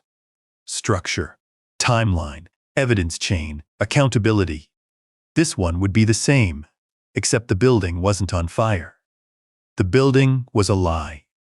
And the man who built it was married to my daughter. I pinned the last statement, stepped back. The board held 12 documents, spaced with precision, the red circles visible even from across the workshop. It looked like the beginning of something. The pre-dawn light was graying the basement window wells when I climbed back upstairs. The kitchen table was clear, except for the fresh logbook. The pension document sat on the counter, the yellow tab pointing at nothing. I wound the Seiko. 30 turns. The small click of the mainspring catching with each rotation. Scratched crystal, faded bezel. 23 years on my wrist. The time it kept had gone soft during the grief months. The hours blending into each other. The days repeating without distinction. Now the seconds mattered. Each one was a unit of the investigation. Each one moved the case forward. I opened the logbook, wrote 0423. Corkboard cleared. First documents pinned. Incident command board established. Downstairs, in the workshop, the 11 guitars hung on the wall, and the unfinished parlor guitar waited on the bench, and the corkboard held the first 12 pieces of a case that would grow for weeks. The first light of December came through the window wells, gray and thin, the kind of light that shows you exactly what's in a room without flattering any of it. I made coffee, stood at the counter, drank it, looking out the bay window at the birch tree Lorraine planted 34 years ago, its bare branches catching the dawn. For the first time since she died, I had work to do. The 2 weeks after I checked the dates moved faster than any stretch since Lorraine died. Not because the days were short, because every hour had a task, and every task connected to the one before it, and the sequence pulled me forward the way fire department protocol used to pull me through a seam. Step 1 leads to Step 2. Step 2 leads to Step 3. You don't think about Step 7 while you're executing Step 3. You just execute. The basement workshop became my incident command post. I cleared the corkboard the night I verified the dates and pinned the first 12 red-circled statements to the cork before dawn. Over the next 14 days, the board filled. I worked mornings, before the light hit the bay window upstairs, and evenings after dinner. The routine wasn't different from my 30 years of shift work. Clock in, execute, document. Clock out, sleep, repeat. The difference was, I clocked in at my own workbench, and the fire wasn't in a building. It was in a manila folder. The fabricated Pinnacle Growth Partners statements went on the left side of the board, pinned chronologically, earliest at the top left, latest at the bottom right. 18 months of heavy stock paper with the gold Mountain Peak logo. Each statement had its red circles from the date verification, the marker ink dark against the printed columns of invented trades. The NYSE market calendar pages went on the right side. I'd printed them on standard copy paper, each month on its own sheet, weekends and federal holidays highlighted in yellow. Sundays, Christmas, Independence Day, Labor Day, President's Day, New Year's, Martin Luther King Day. The yellow highlights formed a pattern of their own, a grid of closed days stretching across 2 years. Between the statements and the calendars, I strung red thread. Dollar store sewing thread, the kind Lorraine kept in a tin in the upstairs closet. I cut lengths with wire cutters from the workbench and pinned each one between a circled trade date and its corresponding calendar proof. March 15th on the statement connected to March 15th on the calendar, highlighted yellow, Sunday. July 4th to July 4th. Christmas to Christmas. 37 connections. 37 threads. The bank records from Washington Trust went in the center of the board. I'd requested copies of every withdrawal and transfer statement from the 18 months following the initial authorization. The bank printed them without questions. I was the account holder. The records showed the original $400,000 transfer to an account listed as Pinnacle Growth Partners, followed by quarterly management fees deducted from my savings, each one authorized by the paperwork Travis had me sign. I pinned each transfer record in its place on the timeline. Each document got a date annotation. Small adhesive labels, the kind I'd used for guitar project notes, written in the same format as my logbooks. Date in the upper right corner. Time below it. Description. Source. Cross-reference number, linking it to the logbook entry where I'd first recorded the observation or event. I photographed the corkboard at the end of each work session. Held the phone at arm's length, straight on angle, the flash catching the red threads and turning them white for a split second before the image resolved. The overhead shop light cast even illumination across the surface. 12 photos over 14 days. A time-lapse of the case, assembling itself from fragments into a structure anyone could read. The 11 guitars hung on the wall above the corkboard. Station 1 through Station 11. 20 years of weekends turned into spruce and mahogany and rosewood. They watched the investigation the way they'd watched every other project in that workshop, mute witnesses to whatever I was building. 3 weeks ago, I'd been sitting on a dock at Lake Coeur d'Alene with a fishing rod and no purpose, logging weather and counting the hours until dark. Now I was building a federal case in the same basement where I built guitars. The distance between those two men felt like years. It had been 21 days. On the third day, I called Danny Ochoa. Danny had been my lieutenant at Engine Company 7 for 15 years before he retired and got his PI license. 60 years old now, gray-haired, built like a hydrant, hands that still looked like they could pull someone through a window frame.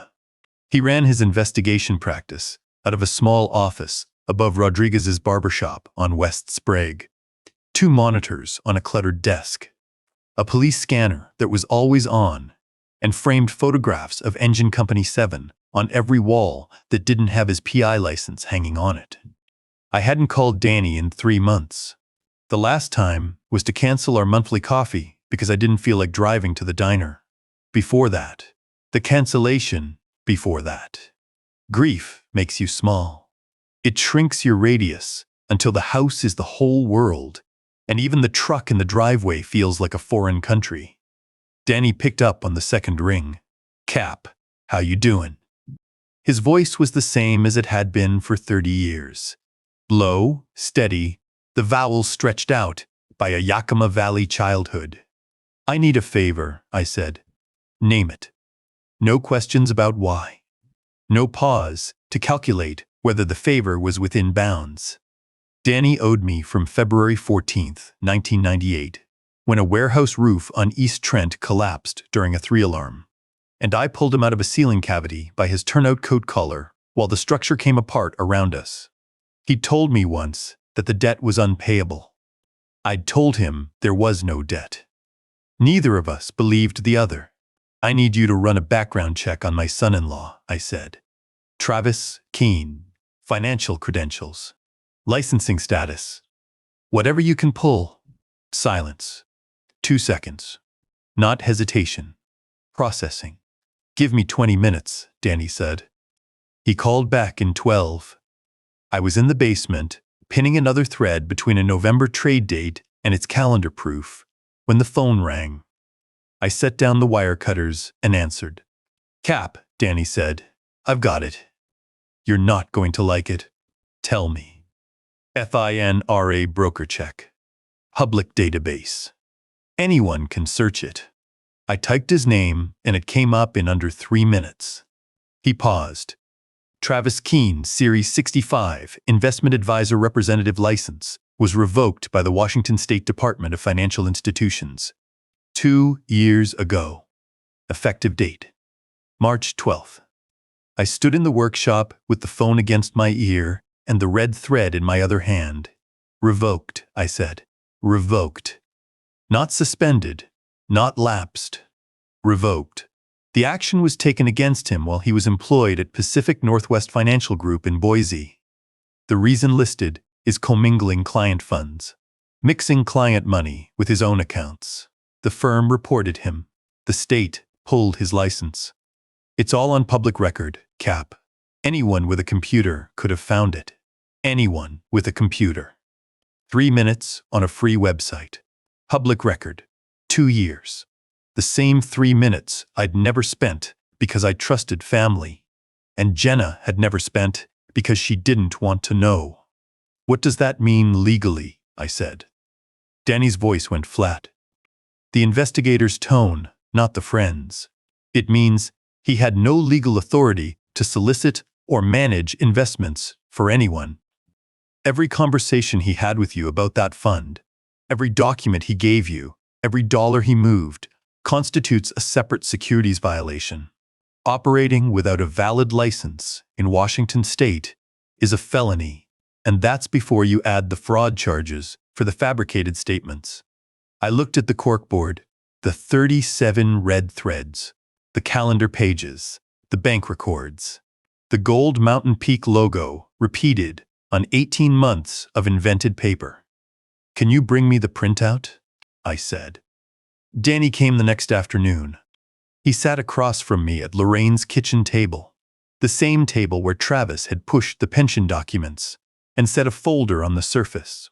Inside was the FINRA broker check printout, 3 pages, Travis's name and license number at the top, the revocation action detailed in bureaucratic language that meant what Danny had already told me.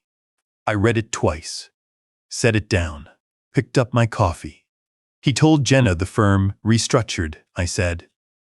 That's what he told everyone. The firm restructured, and he went independent. Danny nodded. The firm didn't restructure. They fired him and reported the commingling to the state. The revocation has been public record for 2 years. I looked at the printout. Travis Keene. License status revoked. Reason: commingling of client funds. Reporting firm: Pacific Northwest Financial Group, Boise, ID. 3 minutes, I said. Anyone could have found this in 3 minutes. Danny didn't answer. He didn't need to. The silence said what we both knew.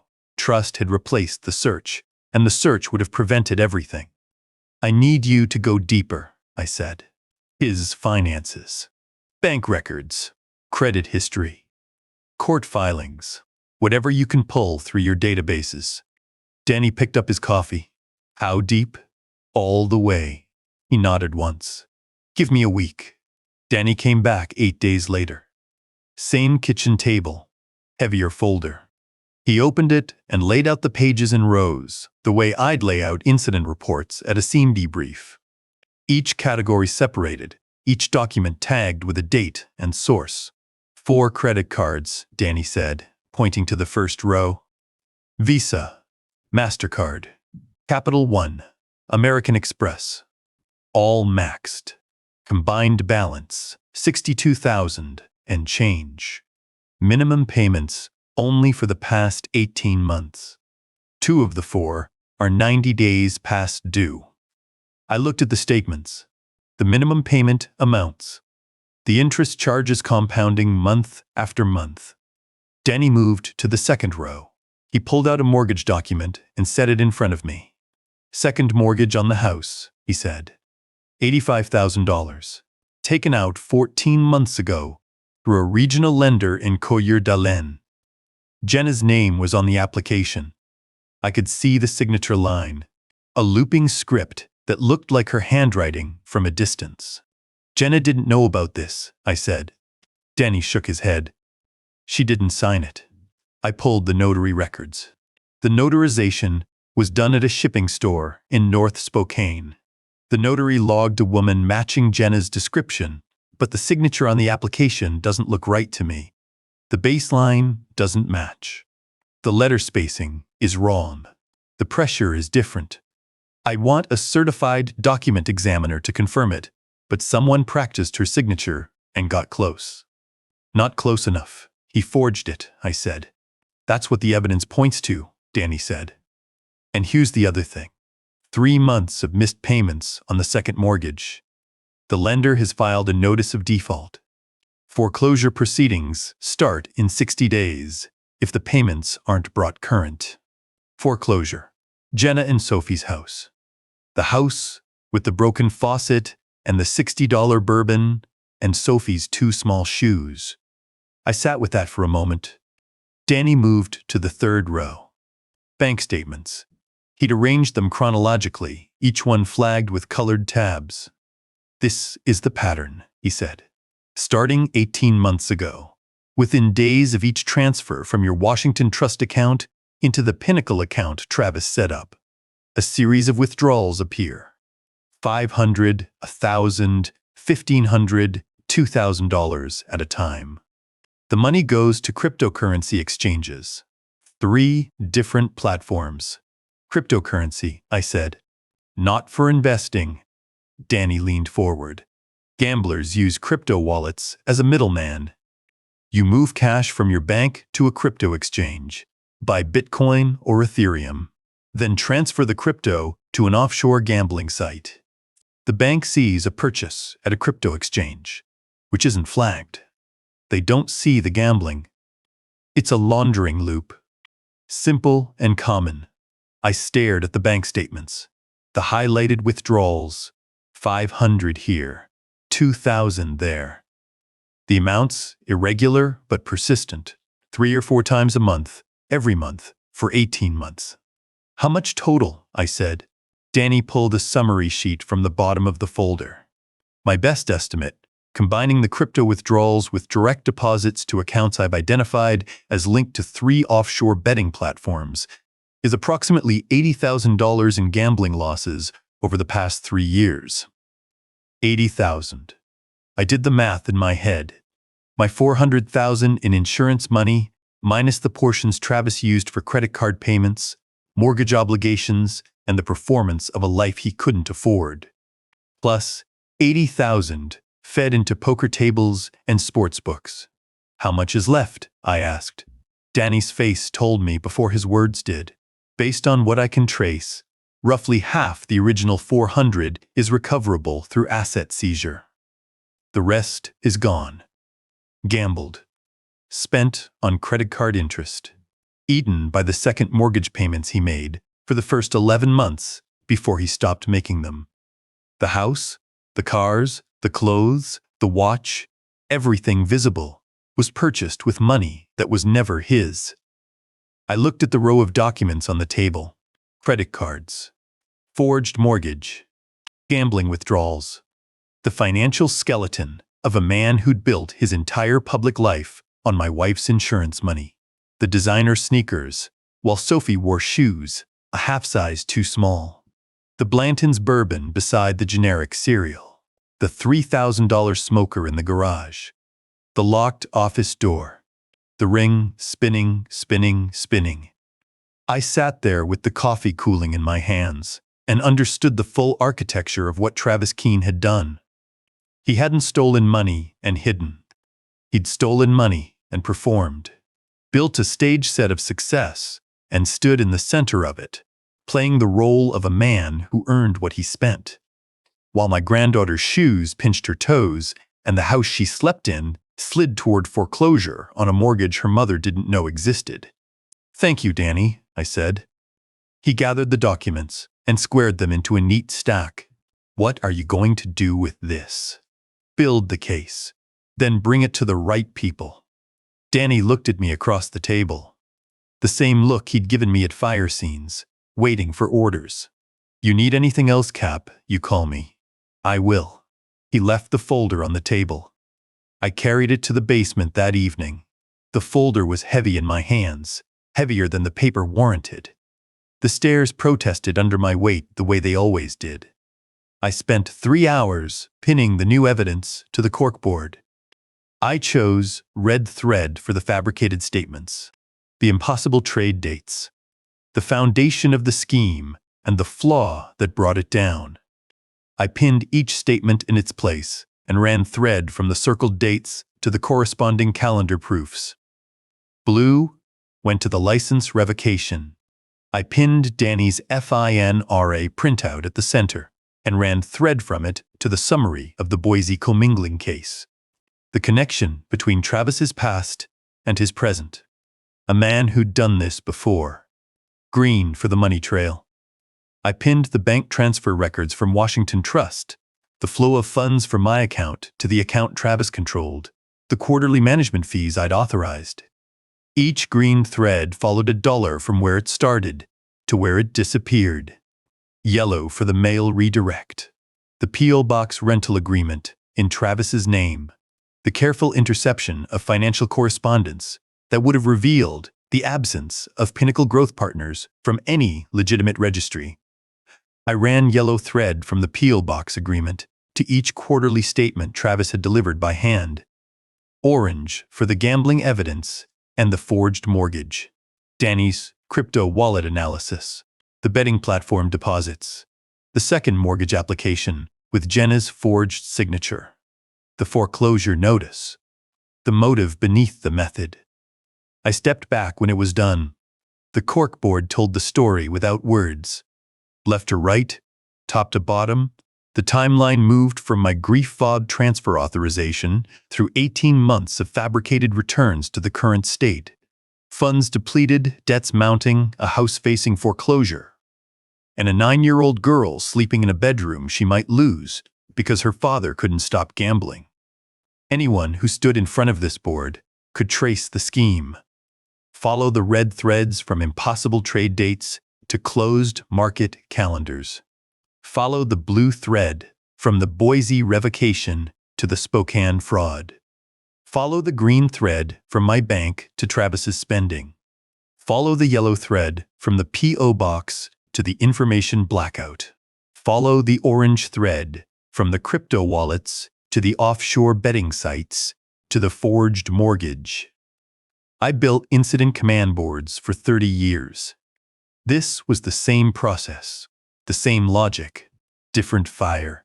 That night, after the corkboard was complete, I went to the corner of the workshop where Lorraine's things were stored. Not many things. A box of her nursing textbooks I hadn't donated yet, a pair of gardening gloves, and her fishing tackle box.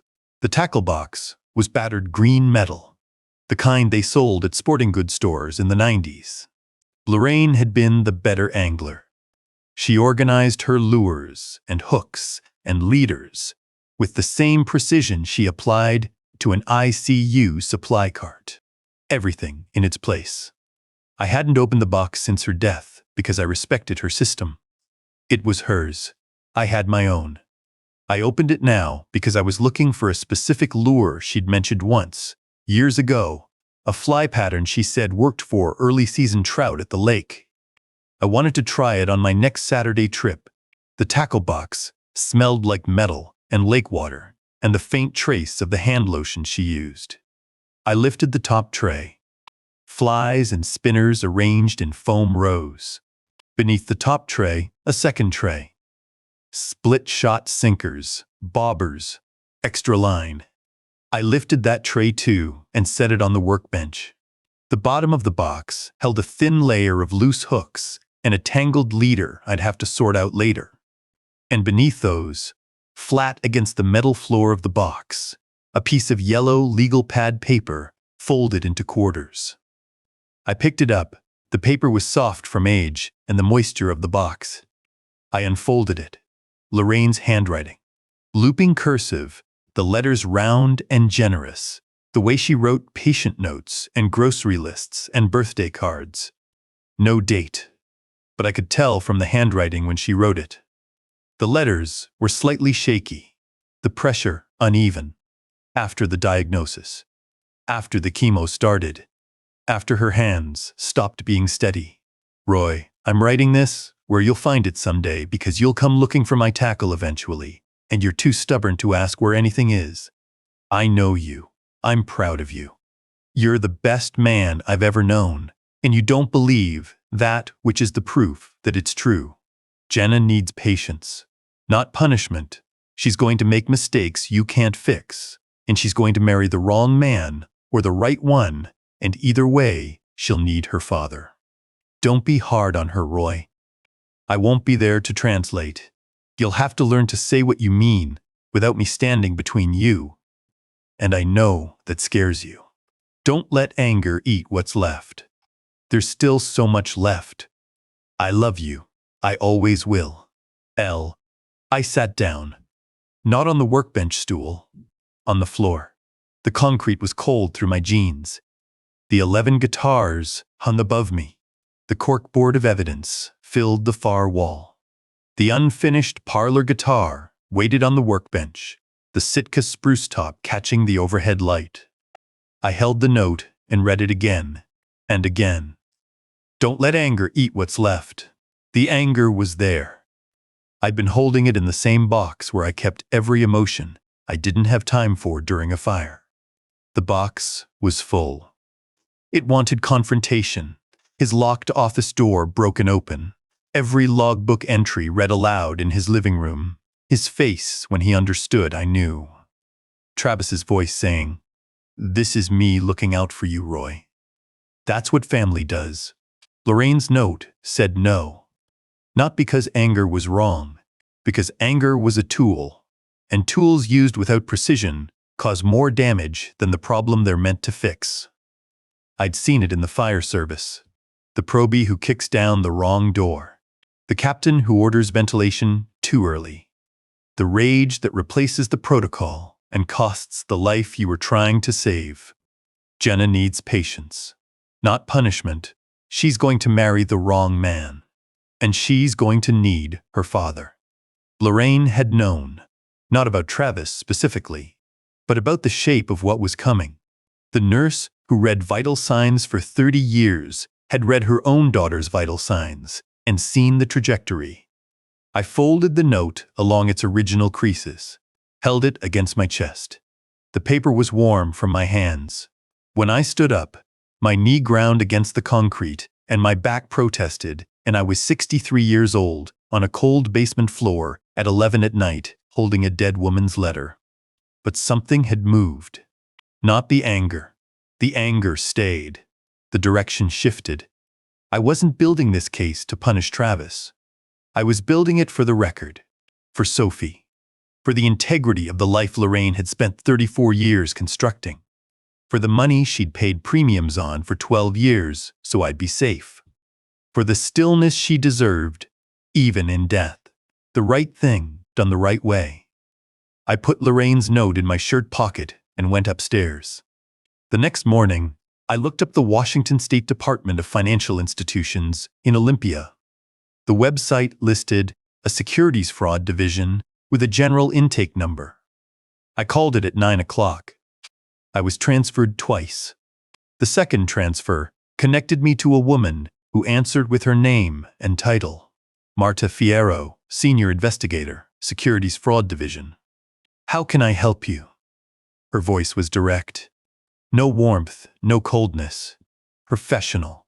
The voice of someone who answered this phone many times a day and had learned to listen before judging. "My name is Roy Gundersen," I said. "I'm calling from Spokane.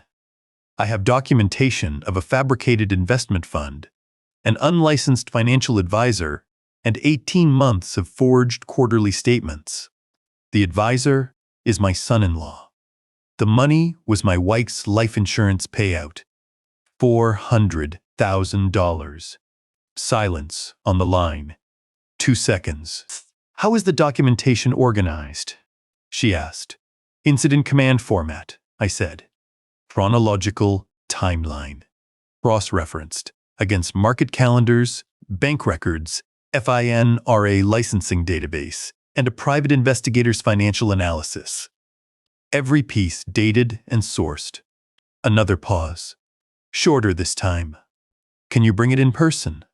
"I can be there this afternoon." "I'll clear my schedule from 2 o'clock, she said. "Ask for me at the front desk." I packed the evidence into a cardboard box. The same kind I used for shipping guitars. Statements in one section, separated by labeled dividers. Calendars in another. Bank records, Danny's PI reports. The FINRA printout. The P.O. Box rental agreement. Each section tabbed and annotated with the corresponding logbook page number. I photographed the corkboard one last time, the whole board in one frame. Then I loaded the box into the truck. 3.5 hours from Spokane to Olympia.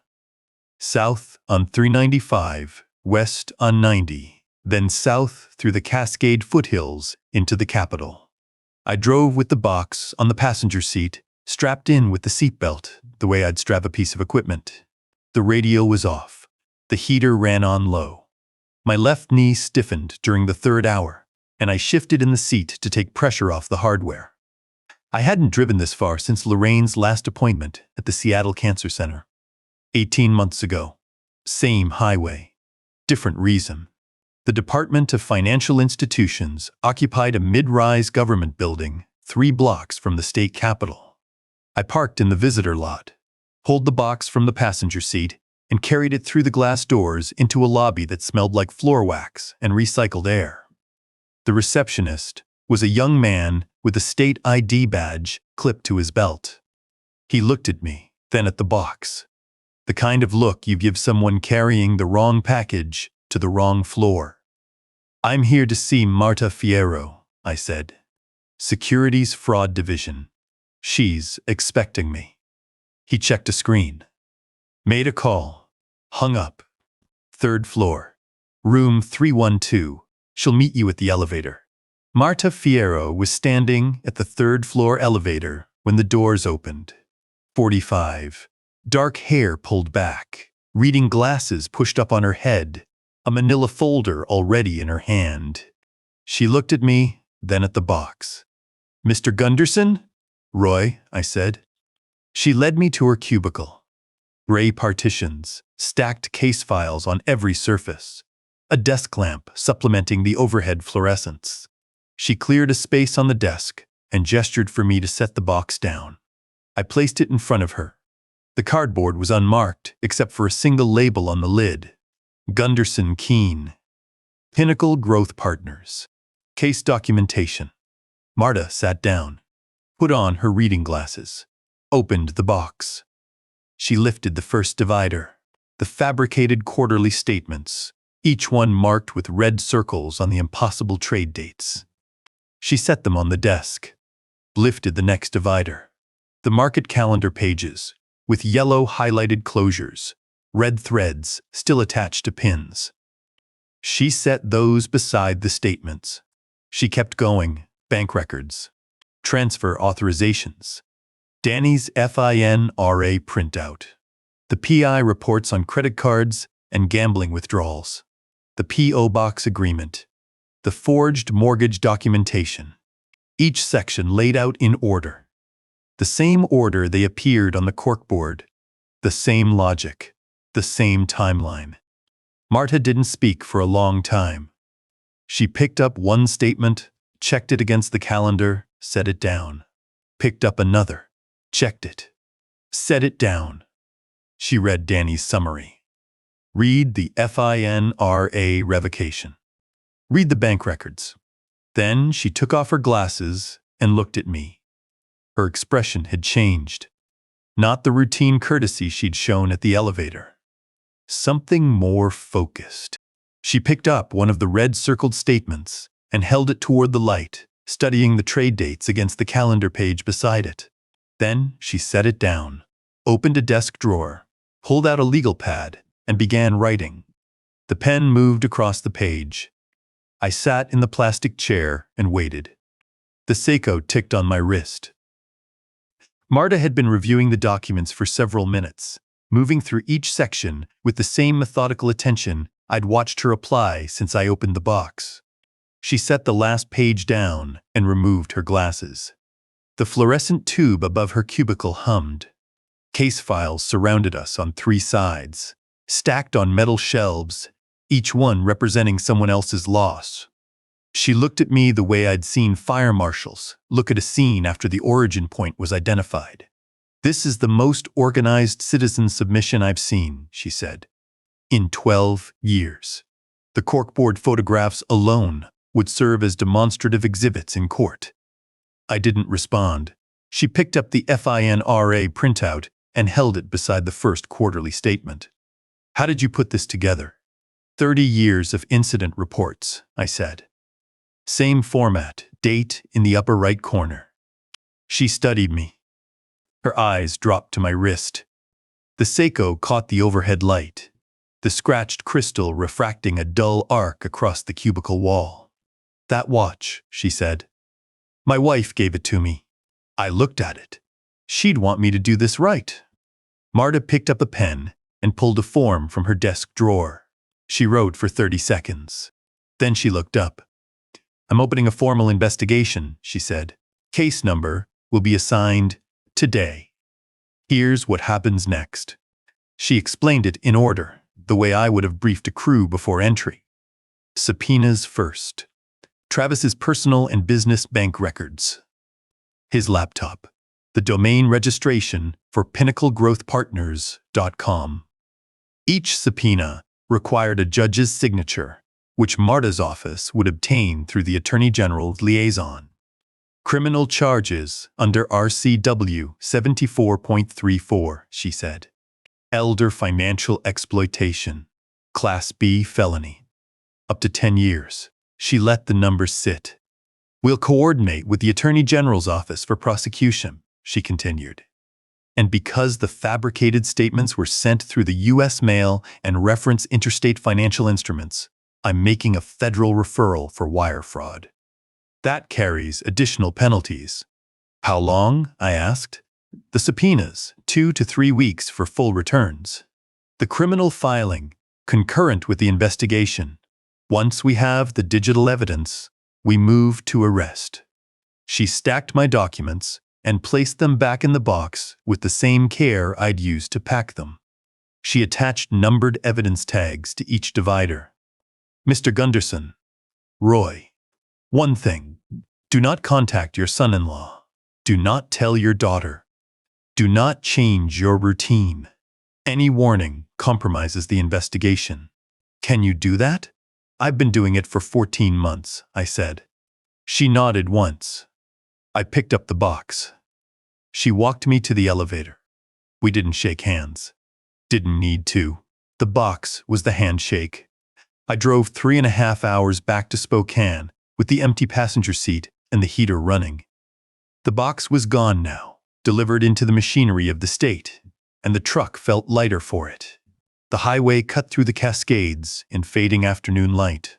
I passed the turnoff for the cancer center in Seattle, where I'd driven Lorraine 18 months ago. Same road. The land hadn't changed. The investigation had machinery now. Subpoena power. Case numbers. A senior investigator who'd spend the next 3 weeks pulling Travis's digital life apart with tools I didn't have and authority I couldn't claim. My job was simpler and harder. Keep quiet. Maintain the routine. Let the man who stole Lorraine's money believe the structure was holding. The 3 weeks that followed were the longest I'd experienced since the months after Lorraine died. But where the grief fog had blurred time into repetition, the investigation sharpened it. Every day had weight. Every interaction with Travis was both performance and documentation. He called the Thursday after my Olympia trip. Evening. I was in the kitchen eating soup. "Roy, just checking in." He sounded warm.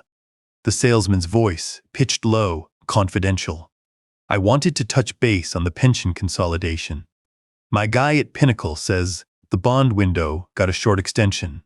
We've got until January 15th now." "That's good news." "I'll think about it," I said. Pause. Half a second longer than natural. "Roy, I know you're cautious." "That's smart. But this is real money we're leaving on the table. Your pension sitting in a government account earning 2% when it could be." I said, "I'll think about it, Travis." His voice thinned. "Sure. Yeah. Of course, just don't sit on it too long." I wrote it in the logbook after he hung up. Travis called. 6:52 p.m. Pension pitch. Extension to January 15. Voice strained. Ring audible through phone, clicking against the case. 43 seconds. He came to the house the following Sunday. Uninvited. Parked the Audi in the driveway and knocked on the door carrying a bottle of wine and a Tupperware of smoked brisket. Jenna said, "You've been eating alone too much," he said. "She worries about you." I let him in. Made coffee. He sat at the kitchen table, the same chair, the same spot where he'd pitched Pinnacle Growth Partners 18 months ago. The pension documents were gone. I'd filed them in the cabinet the week before. Travis talked about the brisket. 14 hours at 2:20. Cherry wood this time, not post oak. Competition in Coeur d'Alene next weekend. He'd entered the open division. The entry fee was $300. I didn't ask where the $300 came from. Between bites of brisket I didn't taste, he circled back. I was thinking, he said, setting down his fork. If you're not comfortable with the full pension transfer, what about half? 90,000. Conservative allocation. We keep the rest in the government account as a safety net. His ring was spinning, counterclockwise. Fast. I'll think about it, I said. He laughed. The sound was thin. You're a tough negotiator, Roy. No, I said. I'm just slow. After he left, I sat at the table and recorded the visit. 14 minutes of conversation. 3 separate pension mentions. The ring spinning the entire time. His smile tighter each visit. The warmth contracting. The salesmanship stretching thin over something brittle. I could read him now. The same way smoke told me whether a fire was gaining or dying. The color was changing, darker, faster. The windows were flexing. He was running out of my money to gamble with, and the pension was his last play. I logged every interaction for 3 weeks. Phone calls, visits, a text message he sent at 11:47 p.m. on a Tuesday that read, "Thought about what I said. Time's ticking." The phone screen lit up the dark bedroom, the glow falling across the nightstand where Lorraine's reading glasses sat beside the Seiko. I saved the text, photographed it, noted it in the logbook. Travis didn't know that while he was texting me about phantom bond windows, Marta Fierro's team was imaging his laptop through a court order executed at his internet service provider's server facility. He didn't know that a forensic analyst in Olympia was cataloging his browser bookmarks. He didn't know that a federal judge had signed a subpoena for the domain registration of the website he'd built for $12 a month to steal $400,000. He knew none of it. He sat in my kitchen eating brisket and spinning his ring and performing the role of a man in control. I sat across from him and wrote the time in the upper right corner and waited. On a Saturday afternoon, the 18th day, Marta called. "We have the returns," she said. "All of them." I sat down at the kitchen table. The Seiko read 2:15 p.m. She started with the digital evidence Danny hadn't been able to reach. Travis's laptop first. 3 offshore gambling platforms, bookmarked in his browser. PokerStars, BetOnline, Bovada. The bookmarks were organized in a folder he'd labeled Research. Cryptocurrency wallet addresses matching the withdrawal pattern Danny identified. $500 to $2,000, 3 or 4 times a month, routed from his bank through 2 exchanges and into the betting platforms. The pipeline Danny had theorized, confirmed by forensic imaging. Then, the creative tools. An Adobe InDesign file named PGP Statement Template in D. The master document from which every quarterly statement I'd received had been generated. Font choices, column layouts, the placement of the Gold Mountain Peak logo. All adjustable. All fake. Travis had designed it with the same attention he gave his barbecue rubs. The email trail was worse.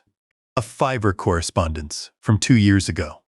Travis had hired a freelance graphic designer in the Philippines to create the Pinnacle Growth Partners logo. Gold Mountain Peak with stylized text. Professional quality. The designer's fee was $75. $75. Travis had rated the work 5 stars and left a review. Great communication. Fast turnaround. Exactly what I needed. I sat with that number. $75 for the logo that fronted a $400,000 theft. The domain registration for pinnaclegrowthpartners.com traced to Travis's personal Gmail account. He'd registered it through a budget hosting service with basic who's privacy protection, which dissolved under subpoena. The website itself was a single page. Stock photographs of businessmen shaking hands in front of glass office buildings. A paragraph about conservative growth strategies copied from a financial blog. And the client portal button that linked to an empty page reading, "Under maintenance. We apologize for the inconvenience. Please contact your advisor for account access." $12 a month. The entire digital architecture of the scheme cost less than a streaming subscription. Marta's forensic accounting confirmed the financial picture Danny had outlined. The full bank records matched his estimates. Approximately 200,000 of your original 400 is recoverable through asset seizure, Marta said. The house equity minus the second mortgage yields less than expected. The vehicles are leased. The bank accounts contain $4,300. I looked out the bay window at the birch tree. 200,000. Half of what Lorraine paid 12 years of premiums to leave me. Half of her protection, consumed by a man who spent $75 on a logo and $12 a month on a website, and used those props to steal everything else. The second mortgage, I said. 85,000, Marta confirmed. Forged signature. 3 months in default. Foreclosure is imminent unless someone brings the payments current. Sophie's bedroom was in that house. Her drawings on the refrigerator. The diorama of the solar system with Saturn's rings cut from a cereal box. We're coordinating with the Spokane County Sheriff for arrest, Marta said. Tuesday morning. 9:15. When the child is at school. Tuesday. 3 days from now. I'm giving you advance notice, she said. Your case built this. I want you to know the timeline. I need one thing, I said. She waited. I want to talk to my daughter first, before the arrest. I want her to hear it from me, not from investigators knocking on her door. Marta was quiet for a moment. You have Monday evening. The arrest happens Tuesday regardless. That's enough, I said. She hung up. I set the phone on the table and sat in the kitchen while the afternoon light moved across the counter. Lorraine's coffee maker. The bay window. The birch tree with its bare branches. 48 hours. That was the window between now and the conversation I'd been dreading since the night I checked the dates. The note was in my shirt pocket, where I'd carried it since the night I found it in the tackle box. Don't let anger eat what's left. There's still so much left.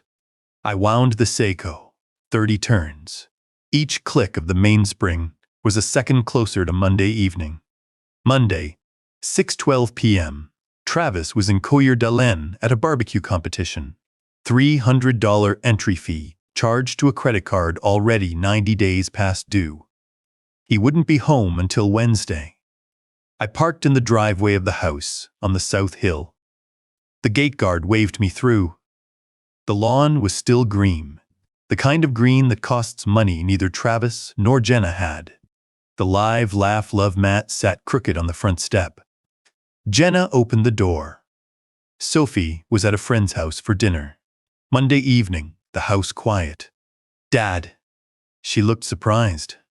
Everything okay? I need to talk to you, I said. Can I come in? She stepped aside. The kitchen was clean. Jenna's color-coded calendar covered the refrigerator. Blue, green, red. Every 15-minute block accounted for. Everything organized, except the one thing that mattered. I sat at the kitchen table. The same table. The spot where Travis had unfolded the Pinnacle Growth Partners folder 18 months ago. Where Sophie had shown me the solar system diorama. Where Jenna had cut strawberries, while Travis pitched the pension consolidation, and she changed the subject. Jenna sat across from me. She folded her hands.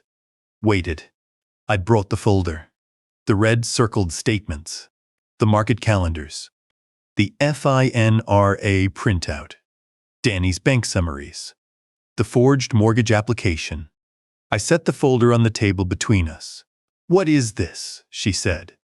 I opened the folder and placed the first quarterly statement in front of her. The gold Mountain Peak logo faced up. "This is the first investment statement Travis gave me," I said. "March of last year. 3 trades listed. March 15, March 22nd, April 5th. She looked at the statement, looked at me. "Every one of those dates is a Sunday," I said. "The stock market is closed on Sundays." I placed the market calendar beside the statement. The dates circled in red. "I checked all 37 trade dates across 18 months of statements," I said. "Everyone falls on a Sunday or a federal holiday. Christmas, Independence Day, New Year's. Not one trade occurred on a day when the market was open." Jenna's face didn't change. She stared at the statement, then at the calendar. Her hands stayed folded. "There has to be an explanation," she said. "Maybe it's the settlement date." Travis said sometimes trades show the processing date, not the execution date. I placed the FINRA printout beside the calendar. "Travis's investment license was revoked 2 years ago," I said. "Before he came to me with the Pinnacle proposal. He was fired from his firm in Boise for mixing client money with his personal accounts. It's public record. Anyone can find it in 3 minutes." Her folded hands tightened. The knuckles went white. "You never trusted him," she said. "From the beginning. You've been looking for reasons to—" I placed Danny's bank summary on the table. 4 maxed credit cards," I said. "Combined balance, $62,000. Withdrawals to cryptocurrency exchanges totaling $80,000 over 3 years. The crypto purchases were used to fund 3 offshore gambling accounts." Her chin lifted, the defensive posture, the one I'd seen at a dozen family dinners when the conversation drifted toward money. I placed the mortgage document on top of the stack. "A second mortgage on this house," I said. $85,000. Your name is on the application." She looked at the document. Her eyes found the signature line. "That's not my signature," she said. The words came out flat. "I know," I said. "The notary records show it was executed at a shipping store in North Spokane." "You weren't there. Travis forged it. The lender has filed a notice of default. 3 months of missed payments. Foreclosure starts in 60 days. The kitchen was quiet. The refrigerator hummed. The color-coded calendar hung on its door. Every block filled. The structure of a life organized around avoiding the chaos underneath. Jenna's mouth opened, closed. "Mom would have, your mother would have checked the dates." The words left my mouth without heat, without volume. 5 words, spoken at the same level I'd used for the rest of it, the same measured cadence of a man presenting an incident report. But they landed different. They landed in the place Jenna had built her defense around, the memory of Lorraine as shield, and they cut through it because they were true, and we both knew it. Silence. The kitchen clock ticked. The gold Mountain Peak logo caught the light from the fixture above the table. Through the kitchen doorway, I could see the hall that led to Travis's home office. The locked door. The deadbolt he'd installed himself. The room Jenna had walked past 1,000 times without turning the handle. Jenna's posture changed. The straightness went out of her spine. Her shoulders dropped. Her folded hands came apart and pressed flat against the table. When she spoke, her voice was different. Smaller. The 34-year-old woman gone, replaced by something younger, stripped down to the girl who used to climb into Lorraine's lap when the world got too big. "I knew," she said. "Part of me knew." I waited. I saw the gambling sites on his laptop. Last year. I came into the office and the screen was open and I saw the green table and the cards and the chips, and he closed it and said it was a client portal. She pressed her palms harder against the table. I found the repo notices in the recycling. I heard the phone calls. Late at night, his voice low and panicked, and nothing like how he sounds when he talks to clients. Her breath caught. "I was so scared to lose everything that I almost let him take everything from you." The words hung in the kitchen. The confession Lorraine's note had prepared me for. Jenna needs patience, not punishment. She's going to make mistakes you can't fix. I didn't reach across the table. Didn't touch her hand or offer comfort. Not because I didn't want to, because what she needed right now wasn't reassurance. It was the truth spoken plain, the way I should have been speaking to her for 14 months instead of letting silence stand where words belonged. Travis will be arrested tomorrow morning, I said. 9:15. When Sophie is at school. State investigators from Olympia. Charges include elder financial exploitation, securities fraud, and forgery for the mortgage application. Jenna looked up. Her eyes were red. Her face wet. Tomorrow, she said. You have until morning to decide whether you want to be on the right side of this. The investigators will need access to the home office. They'll need you to confirm the mortgage signature is forged. They'll want a formal statement. She stared at me. The kitchen, the calendar, the statement with the red circles, the locked office door down the hall. What do I do? She asked. I stood up. I gathered the documents and placed them back in the folder. Closed it. That's your decision, I said. Not mine. I walked to the front door. Jenna didn't follow. She sat at the kitchen table with her palms flat against the wood, staring at the spot where the quarterly statements had been, seeing the shape of the last 5 years rearranging itself into something she recognized but had refused to name. I drove home, made dinner. Ate half of it, washed the plate, set the logbook on the kitchen table and wrote, December 16, 7:44 p.m. Told Jenna. Presented all evidence. She confirmed forged mortgage signature. Said she knew. I sat with the logbook open. The bay window was dark. The birch tree, invisible. Lorraine's note was in my shirt pocket. The paper warm from my body heat. I didn't take it out. Didn't need to. The words were in my chest where they'd been since the night I found them in the tackle box. Don't let anger eat what's left. The anger hadn't eaten anything. The anger was in the box where I kept it. What I felt sitting at that kitchen table, across from my daughter, watching her world break apart, wasn't anger. It was the weight of doing the right thing when the right thing costs more than the wrong one. The phone rang at 6 a.m. I was already awake. Already dressed. The Seiko wound, 30 turns, the mainspring catching with each rotation. Coffee made. Standing at the counter looking out at the birch tree in the first gray light. The coffee maker clicked and settled the way it did every morning. The same counter, the same window, the same routine. But the light looked different today. Sharper. I picked up. Dad. Jenna's voice was raw, hoarse. The voice of someone who had not slept. I'm here, I said. I'll do it. Everything.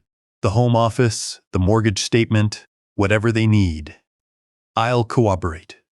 I held the phone. The coffee cooled on the counter. Outside, the birch tree's branches caught the dawn, bare and sharp against a lightning sky. Dad, she said. A pause. The kitchen clock ticked twice. Will Sophie be okay? I looked at the birch tree Lorraine had planted the week Jenna was born. 34 years of growth. Roots deep enough to survive every winter Spokane had thrown at it. That's why I'm doing this, I said. I didn't watch them arrest my son-in-law. I stayed home, made coffee, sat at the kitchen table and looked out the bay window at the birch tree, bare branches dark against a flat December sky. The Seiko read, 9:14 a.m. In 1 minute, if Marta's team kept to schedule, they'd knock on the door of the house on the South Hill. I wound the watch that morning, the same way I'd wound it every morning for 23 years. 30 turns. The mainspring catching with each rotation. The small mechanical click that meant the world was still running on time, even when everything in it had stopped making sense. I'd spent 30 years documenting incidents after they happened. The fire captain doesn't stand in the crowd, watching the building come down. He reads the report, files it, moves to the next call. Danny Ochoa was parked down the street from the house, 3 houses south, his sedan angled to see the driveway through his windshield. He'd volunteered. I hadn't asked. That was Danny.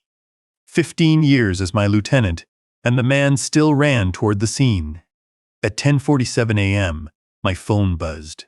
Danny's number. It's done, Cap. He's in custody. I set down my coffee. How did it go? Danny came to the house that afternoon.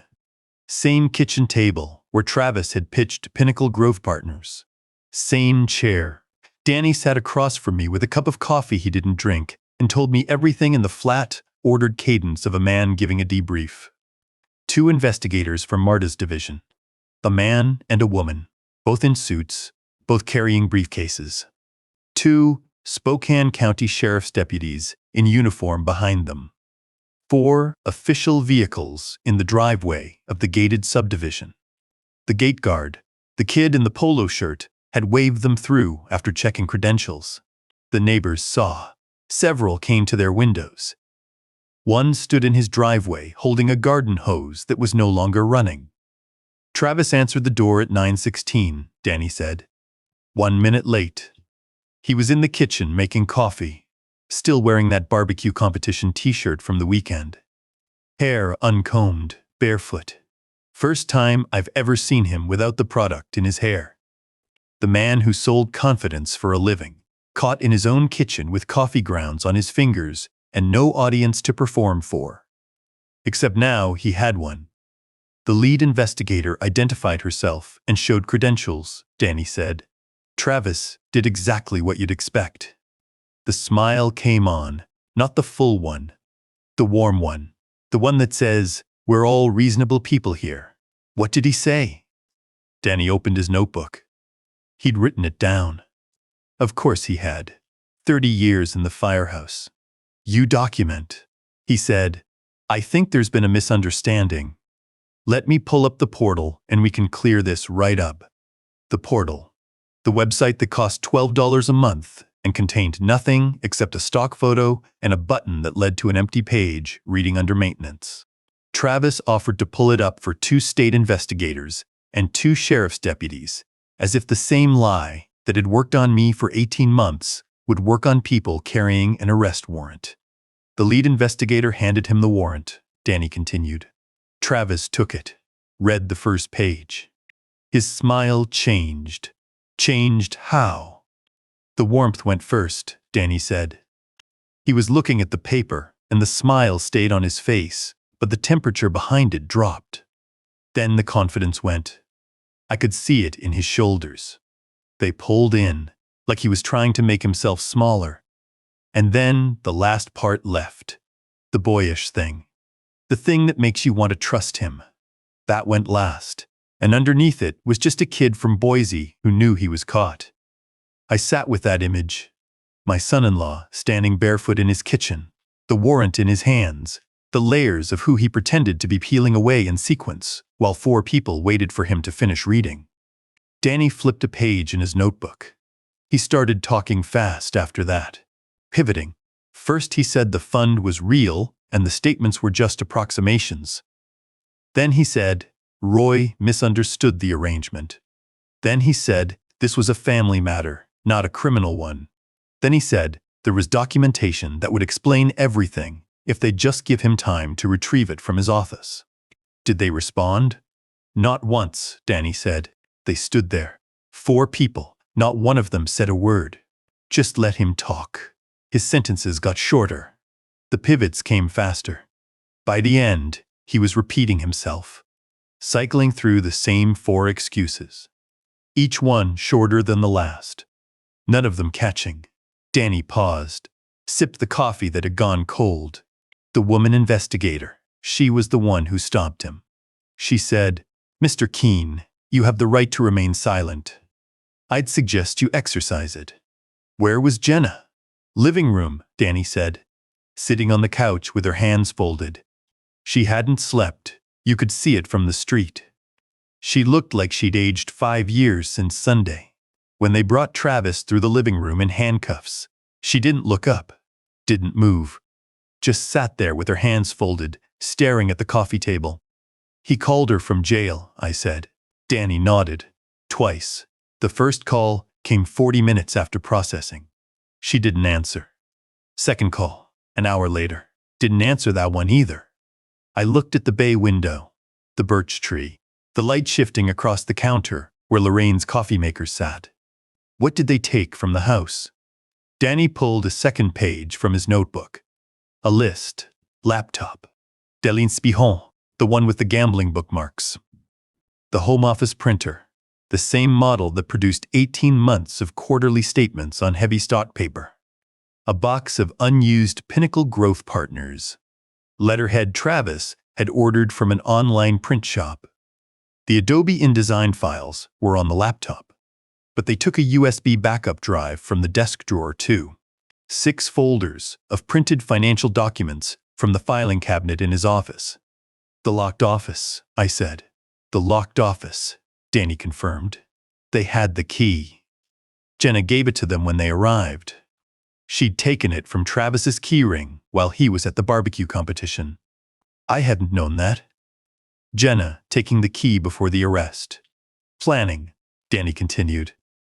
"They photographed the whole house, documented the home office behind the deadbolt door, took pictures of the maxed credit cards in the desk drawer, the repo notices stuffed in the back of a file folder, the broken guest bathroom faucet. Over a year of dripping, still unfixed. The faucet I'd offered to repair. The $20 fix Travis never made because the $20 wasn't available, or wasn't worth the effort, or because fixing things wasn't what Travis did. Travis performed. He didn't build. He didn't repair." Danny set his notebook down. "One more thing. The smokers still in the garage. $3,000 of competition-grade steel sitting next to the trophies. The investigators walked past it, didn't seize it. It's the one thing in that house he bought with money he earned." I wrote that in my logbook later. The smoker, the trophies. The one honest corner of Travis Keen's life. The patience he spent on 14-hour brisket cooks. If he'd spent it anywhere else, we wouldn't be sitting at this table. Bail was set at $150,000, Danny said. He couldn't post it. A man who moved $400,000 through his hands in 18 months. Couldn't produce $150,000 to keep himself out of a cell. The math of a gambler. "Public defender?" I asked. Danny nodded. "Called the office after Jenna didn't pick up. The kitchen was quiet." Danny gathered his notebook and stood. The coffee he hadn't finished sat on the table between us. "Cap," he said. "You built a good case." "I didn't build it. I documented it." He understood the difference. 30 years in the firehouse. You don't build fires. You read them. You write them down. The documentation is the truth. Everything else is interpretation. After Danny left, I sat at the table with my logbook and recorded his debrief. Date in the upper right corner. December 17, 3:15 p.m. Every detail in order. Travis's barefoot arrest in the barbecue t-shirt. The smile disappearing in stages. The excuse cycles that shortened until they were just noise. The locked office opened with a key Jenna had taken herself. The entry filled 3 pages. The most I'd written in a single sitting since Lorraine's final days. The next 6 weeks moved the way institutional time moves. Slow on the calendar. Fast, in consequence. The house on the South Hill went into foreclosure. The bank accelerated proceedings the day after Travis's arrest, made the spokesman review. A reporter from the paper had called Marta's office for comment on the charges, and Marta, recognizing the case's value as an elder fraud awareness example, issued a press release. The headline was enough. Son-in-law fabricated investment fund. I didn't read the rest. Travis's mugshot ran on page 3. The rest was detail. The gated subdivision learned the truth, the way neighborhoods learn anything.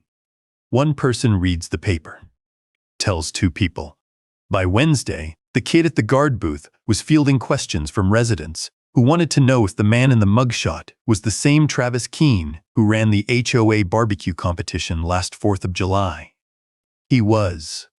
The competition trophies, the Blanton's bourbon at dinner parties, the wealth management consultant introduction at neighborhood gatherings, the designer sneakers, and the chunky gold watch he'd bought with Lorraine's money and the leased Audi in the driveway. The whole performance corrected in a single news cycle. Travis's friends, his barbecue circuit contacts, the men he drank bourbon with and talked brisket rubs, stopped calling. I know this because Jenna told me later, in a voice stripped of the defensive edge she'd carried for 5 years. They just stopped, she said. Every one of them. Jenna and Sophie had 60 days to leave the house. I found them a 2-bedroom apartment near Sophie's school, signed the lease with money from the first round of asset liquidation, and spent a Saturday afternoon carrying boxes down the stairs, while Sophie carried her diorama of the solar system. The state seized what it could.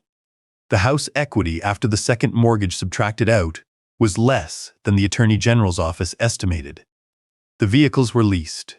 Travis's designer clothes, the ones he'd bought with Lorraine's insurance money to look like a man who earned them, sold for fractions of what he paid. The gold watch brought $340 at auction. The bank accounts held $4,300. Forensic accounting completed the picture Marta's team had outlined. Of my $400,000, approximately $200,000 was recoverable through asset liquidation and restitution orders. The rest had been consumed.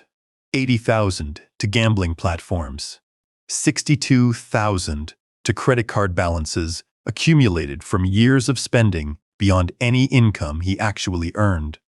The second mortgage payments he made for 11 months before he stopped making them. The Fiverr designer.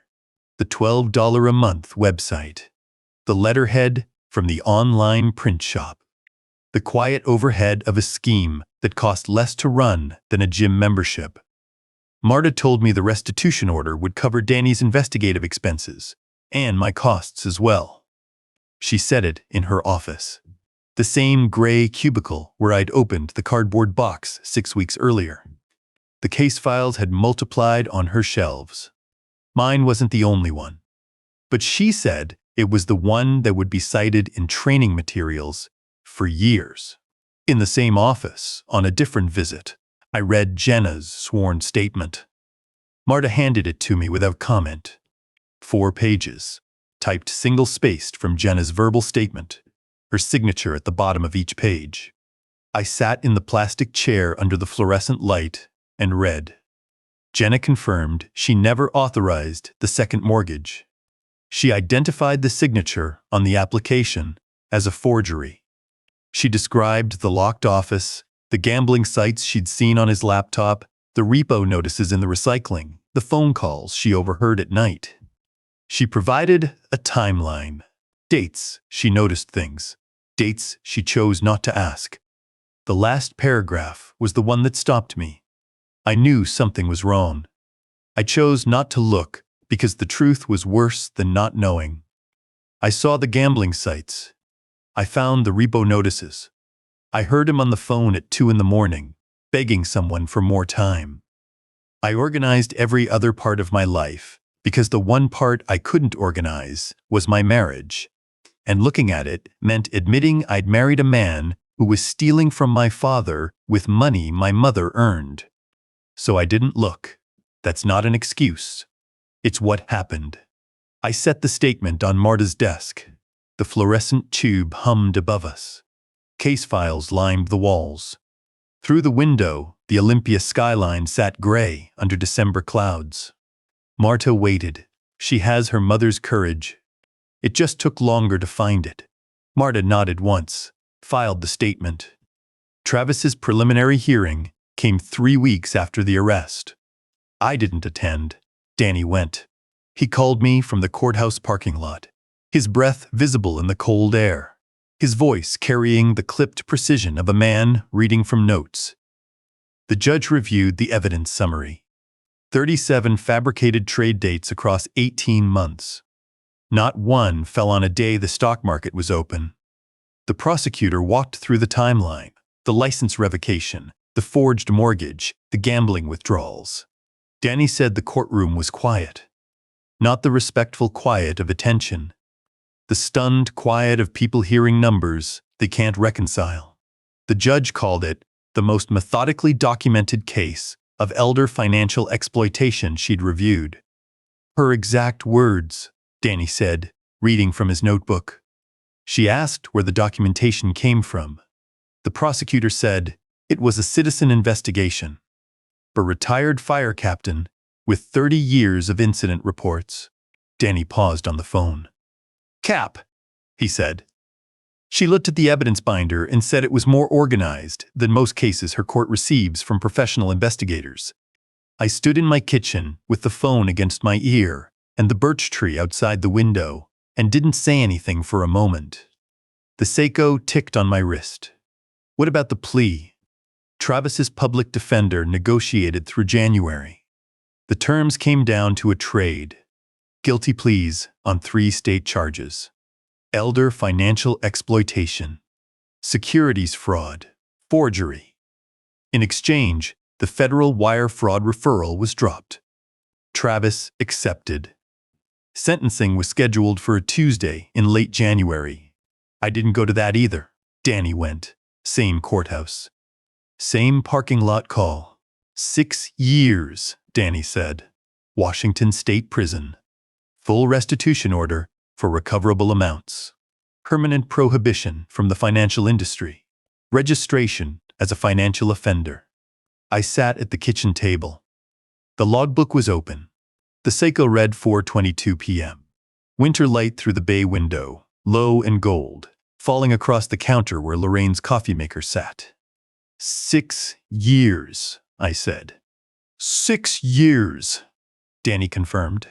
The judge said the sentence reflected both the financial damage and the exploitation of a familial trust relationship. She used that phrase, familial trust relationship. I wrote the sentencing details in my logbook. Date, time, charges. Sentence, 6 years. The entry took 1 page.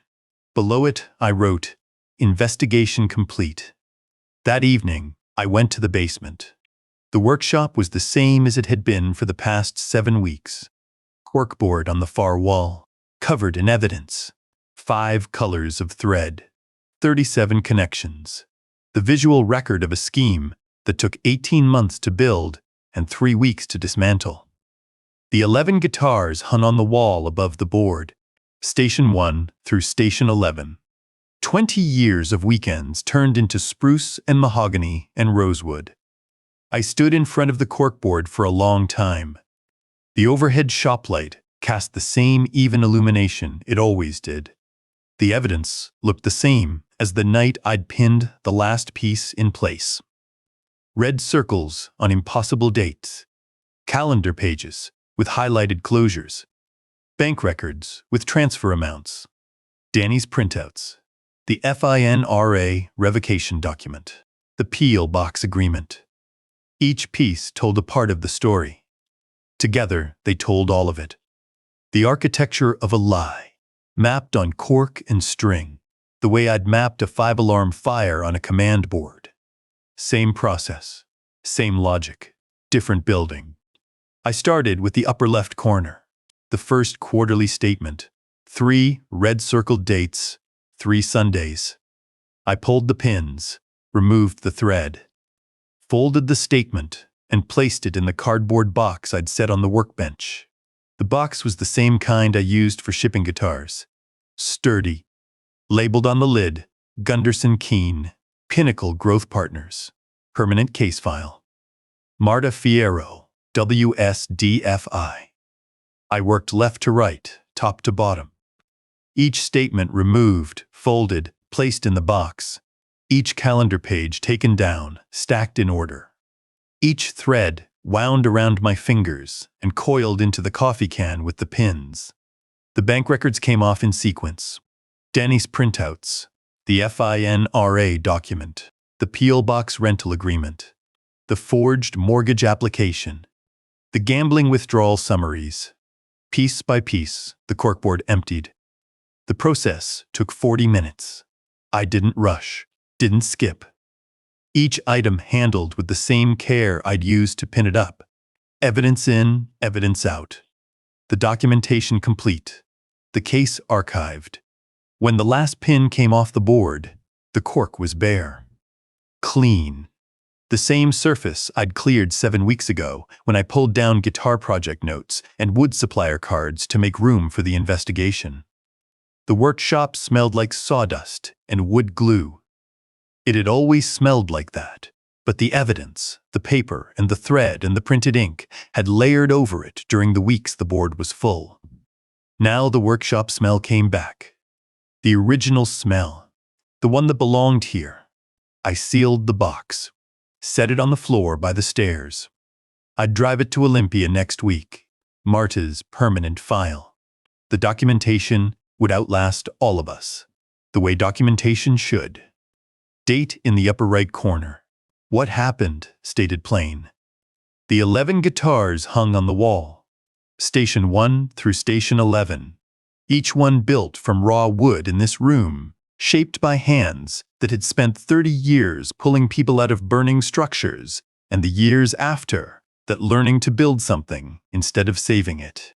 I looked at the workbench. The unfinished parlor guitar sat where it had sat since Lorraine went to hospice. Sitka spruce top, the grain so straight it looked printed. Mahogany back and sides from the board. I'd aged for 6 years. The Rosette inlay, half-installed, concentric rings of maple and walnut veneer that stopped the afternoon Lorraine, was admitted to hospice.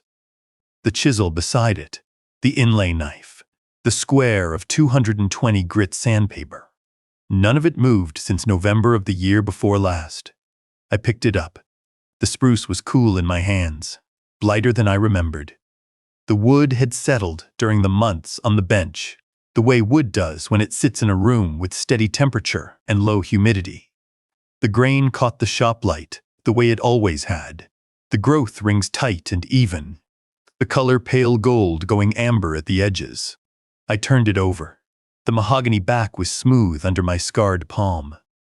The binding channel was cut, but not fitted. The neck joint was rough-shaped, but not sanded.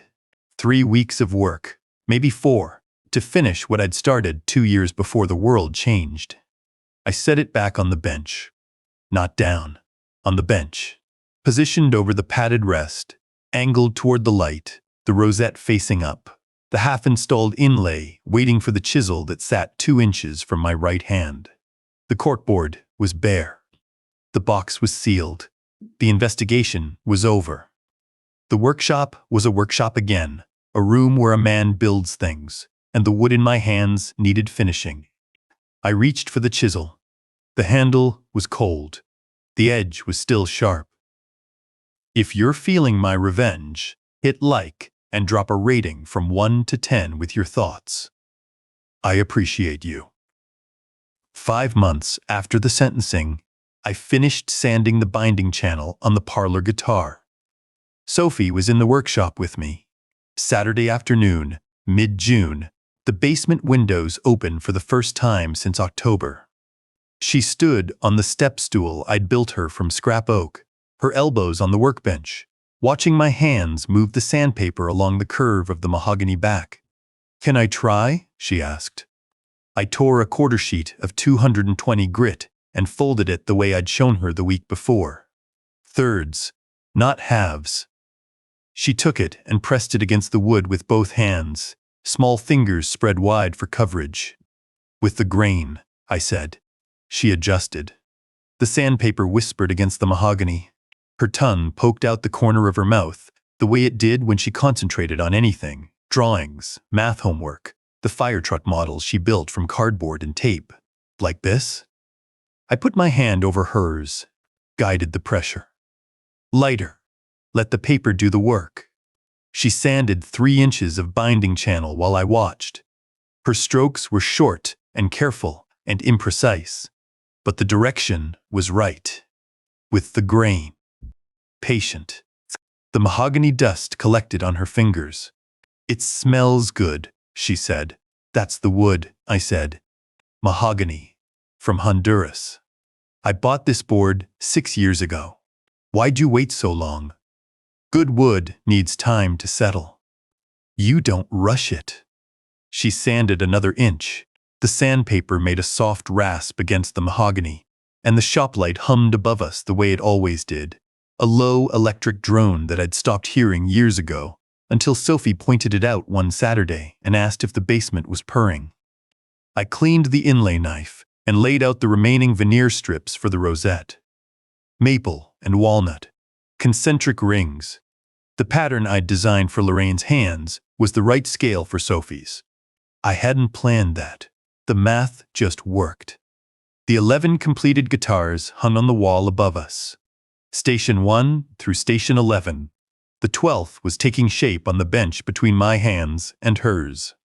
Lorraine's note hung beside the guitars in a plain wooden frame I'd made from leftover walnut.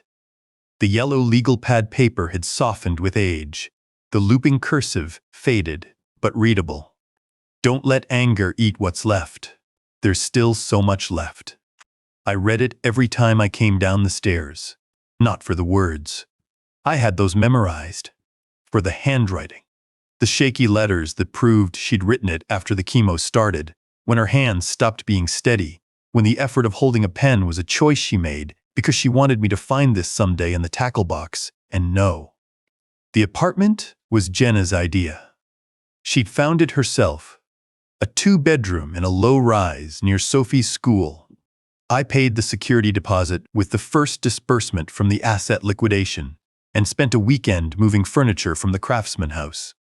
The kitchen table Lorraine and I had bought at an estate sale in 1994. The reading lamp from the living room that cast the right light for homework. Sophie's bookshelf, which I carried up 2 flights because the elevator was broken. Jenna met me at the door the day they moved in. She was wearing scrubs. Teal, the same color Lorraine used to wear home from the ECU. Thank you, Dad, she said. I set the bookshelf against the wall where Sophie had pointed. Jenna watched me straighten it. She had her arms crossed, but not in the way she used to cross them. The defensive fold that meant the conversation was over. This was different. She was holding herself together the way you hold something that's healing, but not healed. She'd renewed her nursing license in April. Part-time at a community health clinic on the north side, 3 shifts a week, the hours aligned with Sophie's school schedule. The circles under her eyes were fading. The nails were growing back. She'd cut her hair shorter, just above the shoulders. It made her look younger, more like the girl in the Gonzaga yearbook photo than the woman who'd organized everyone else's life to avoid looking at her own. We didn't talk about Travis. Not because the subject was forbidden, because there was nothing left to say about him that mattered more than what was in front of us. What we talked about instead was plumbing.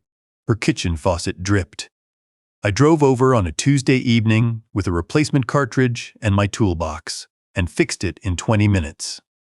Jenna stood in the kitchen doorway watching, and when I finished, she said something that stopped me. Mom always said you showed love by fixing things. She paused. I think I understand now. I dried my hands on the dish towel and put the old cartridge in the trash. She was right, I said. Jenna's mouth curved. Not the practice smile she'd worn for 5 years. Something smaller, harder to fake, earned. I drive to the lake most Saturdays. That's what my logbook says, if you read the entries from April through June. A habit unchanged in its rhythm, but different in its texture. The rod still goes in the truck bed. The tackle box still rides in the passenger seat. The drive north on 95 still takes 90 minutes through pine forest and farmland. But the logbook entries have changed. June 7, 1430. Sophie drew a fire truck with 7 wheels. Said the extra one was a spare. Smart. June 14, 0915. Birch tree leafing out. full canopy by month's end. Lorraine planted it 34 years ago this week. Fewer dollar amounts, fewer phone logs, more sky, more Sophie. More of what's in front of me instead of what's behind. Bud Halverson was at the dock last Saturday. Same bench, same battered hat, same wire-rimmed glasses. He'd caught a rainbow trout and released it before I arrived. "Missed a good one," he said. I cast my line and sat down. We fished for 2 hours. Spoke maybe 30 words between us. The mountains reflected on the water. The pines stood dark against a sky so blue it looked painted. 2 old men on a dock, holding rods, saying nothing. That was enough. On the drive home, I passed Lorraine's Adirondack chair on the lodge porch. The cushion was new. The lodge owner had replaced it in May without telling me. I noticed the first time I saw it and sat with the difference for a while. Then I sat in it. The new cushion was firm and clean and didn't smell like Lorraine. But the chair faced the same water she'd loved, and the view hadn't changed. The Craftsman house is not the same house it was 2 years ago. Lorraine's reading glasses are no longer on the nightstand.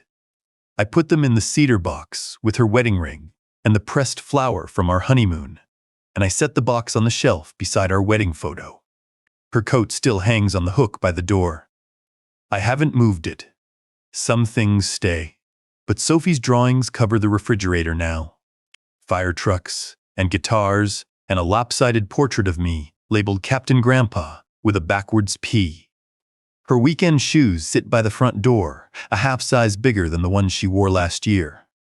The parlor guitar is 3/4 finished. Sitka spruce top, mahogany back and sides, the Rosette complete. 12 concentric rings of maple and walnut veneer, glued and sanded flush, the pattern tight and clean. The neck joint is fitted. The frets are set. What remains is the finish coats, the bridge installation, the setup and intonation. Sophie has been asking when she can learn to play. Soon, I tell her. Every morning I wind the seiko. 30 turns. The small click of the mainspring catching with each rotation. Scratched crystal, faded bezel, the loom dots gone soft after 23 years. It keeps perfect time. For the first time in over 2 years, I sleep through the night.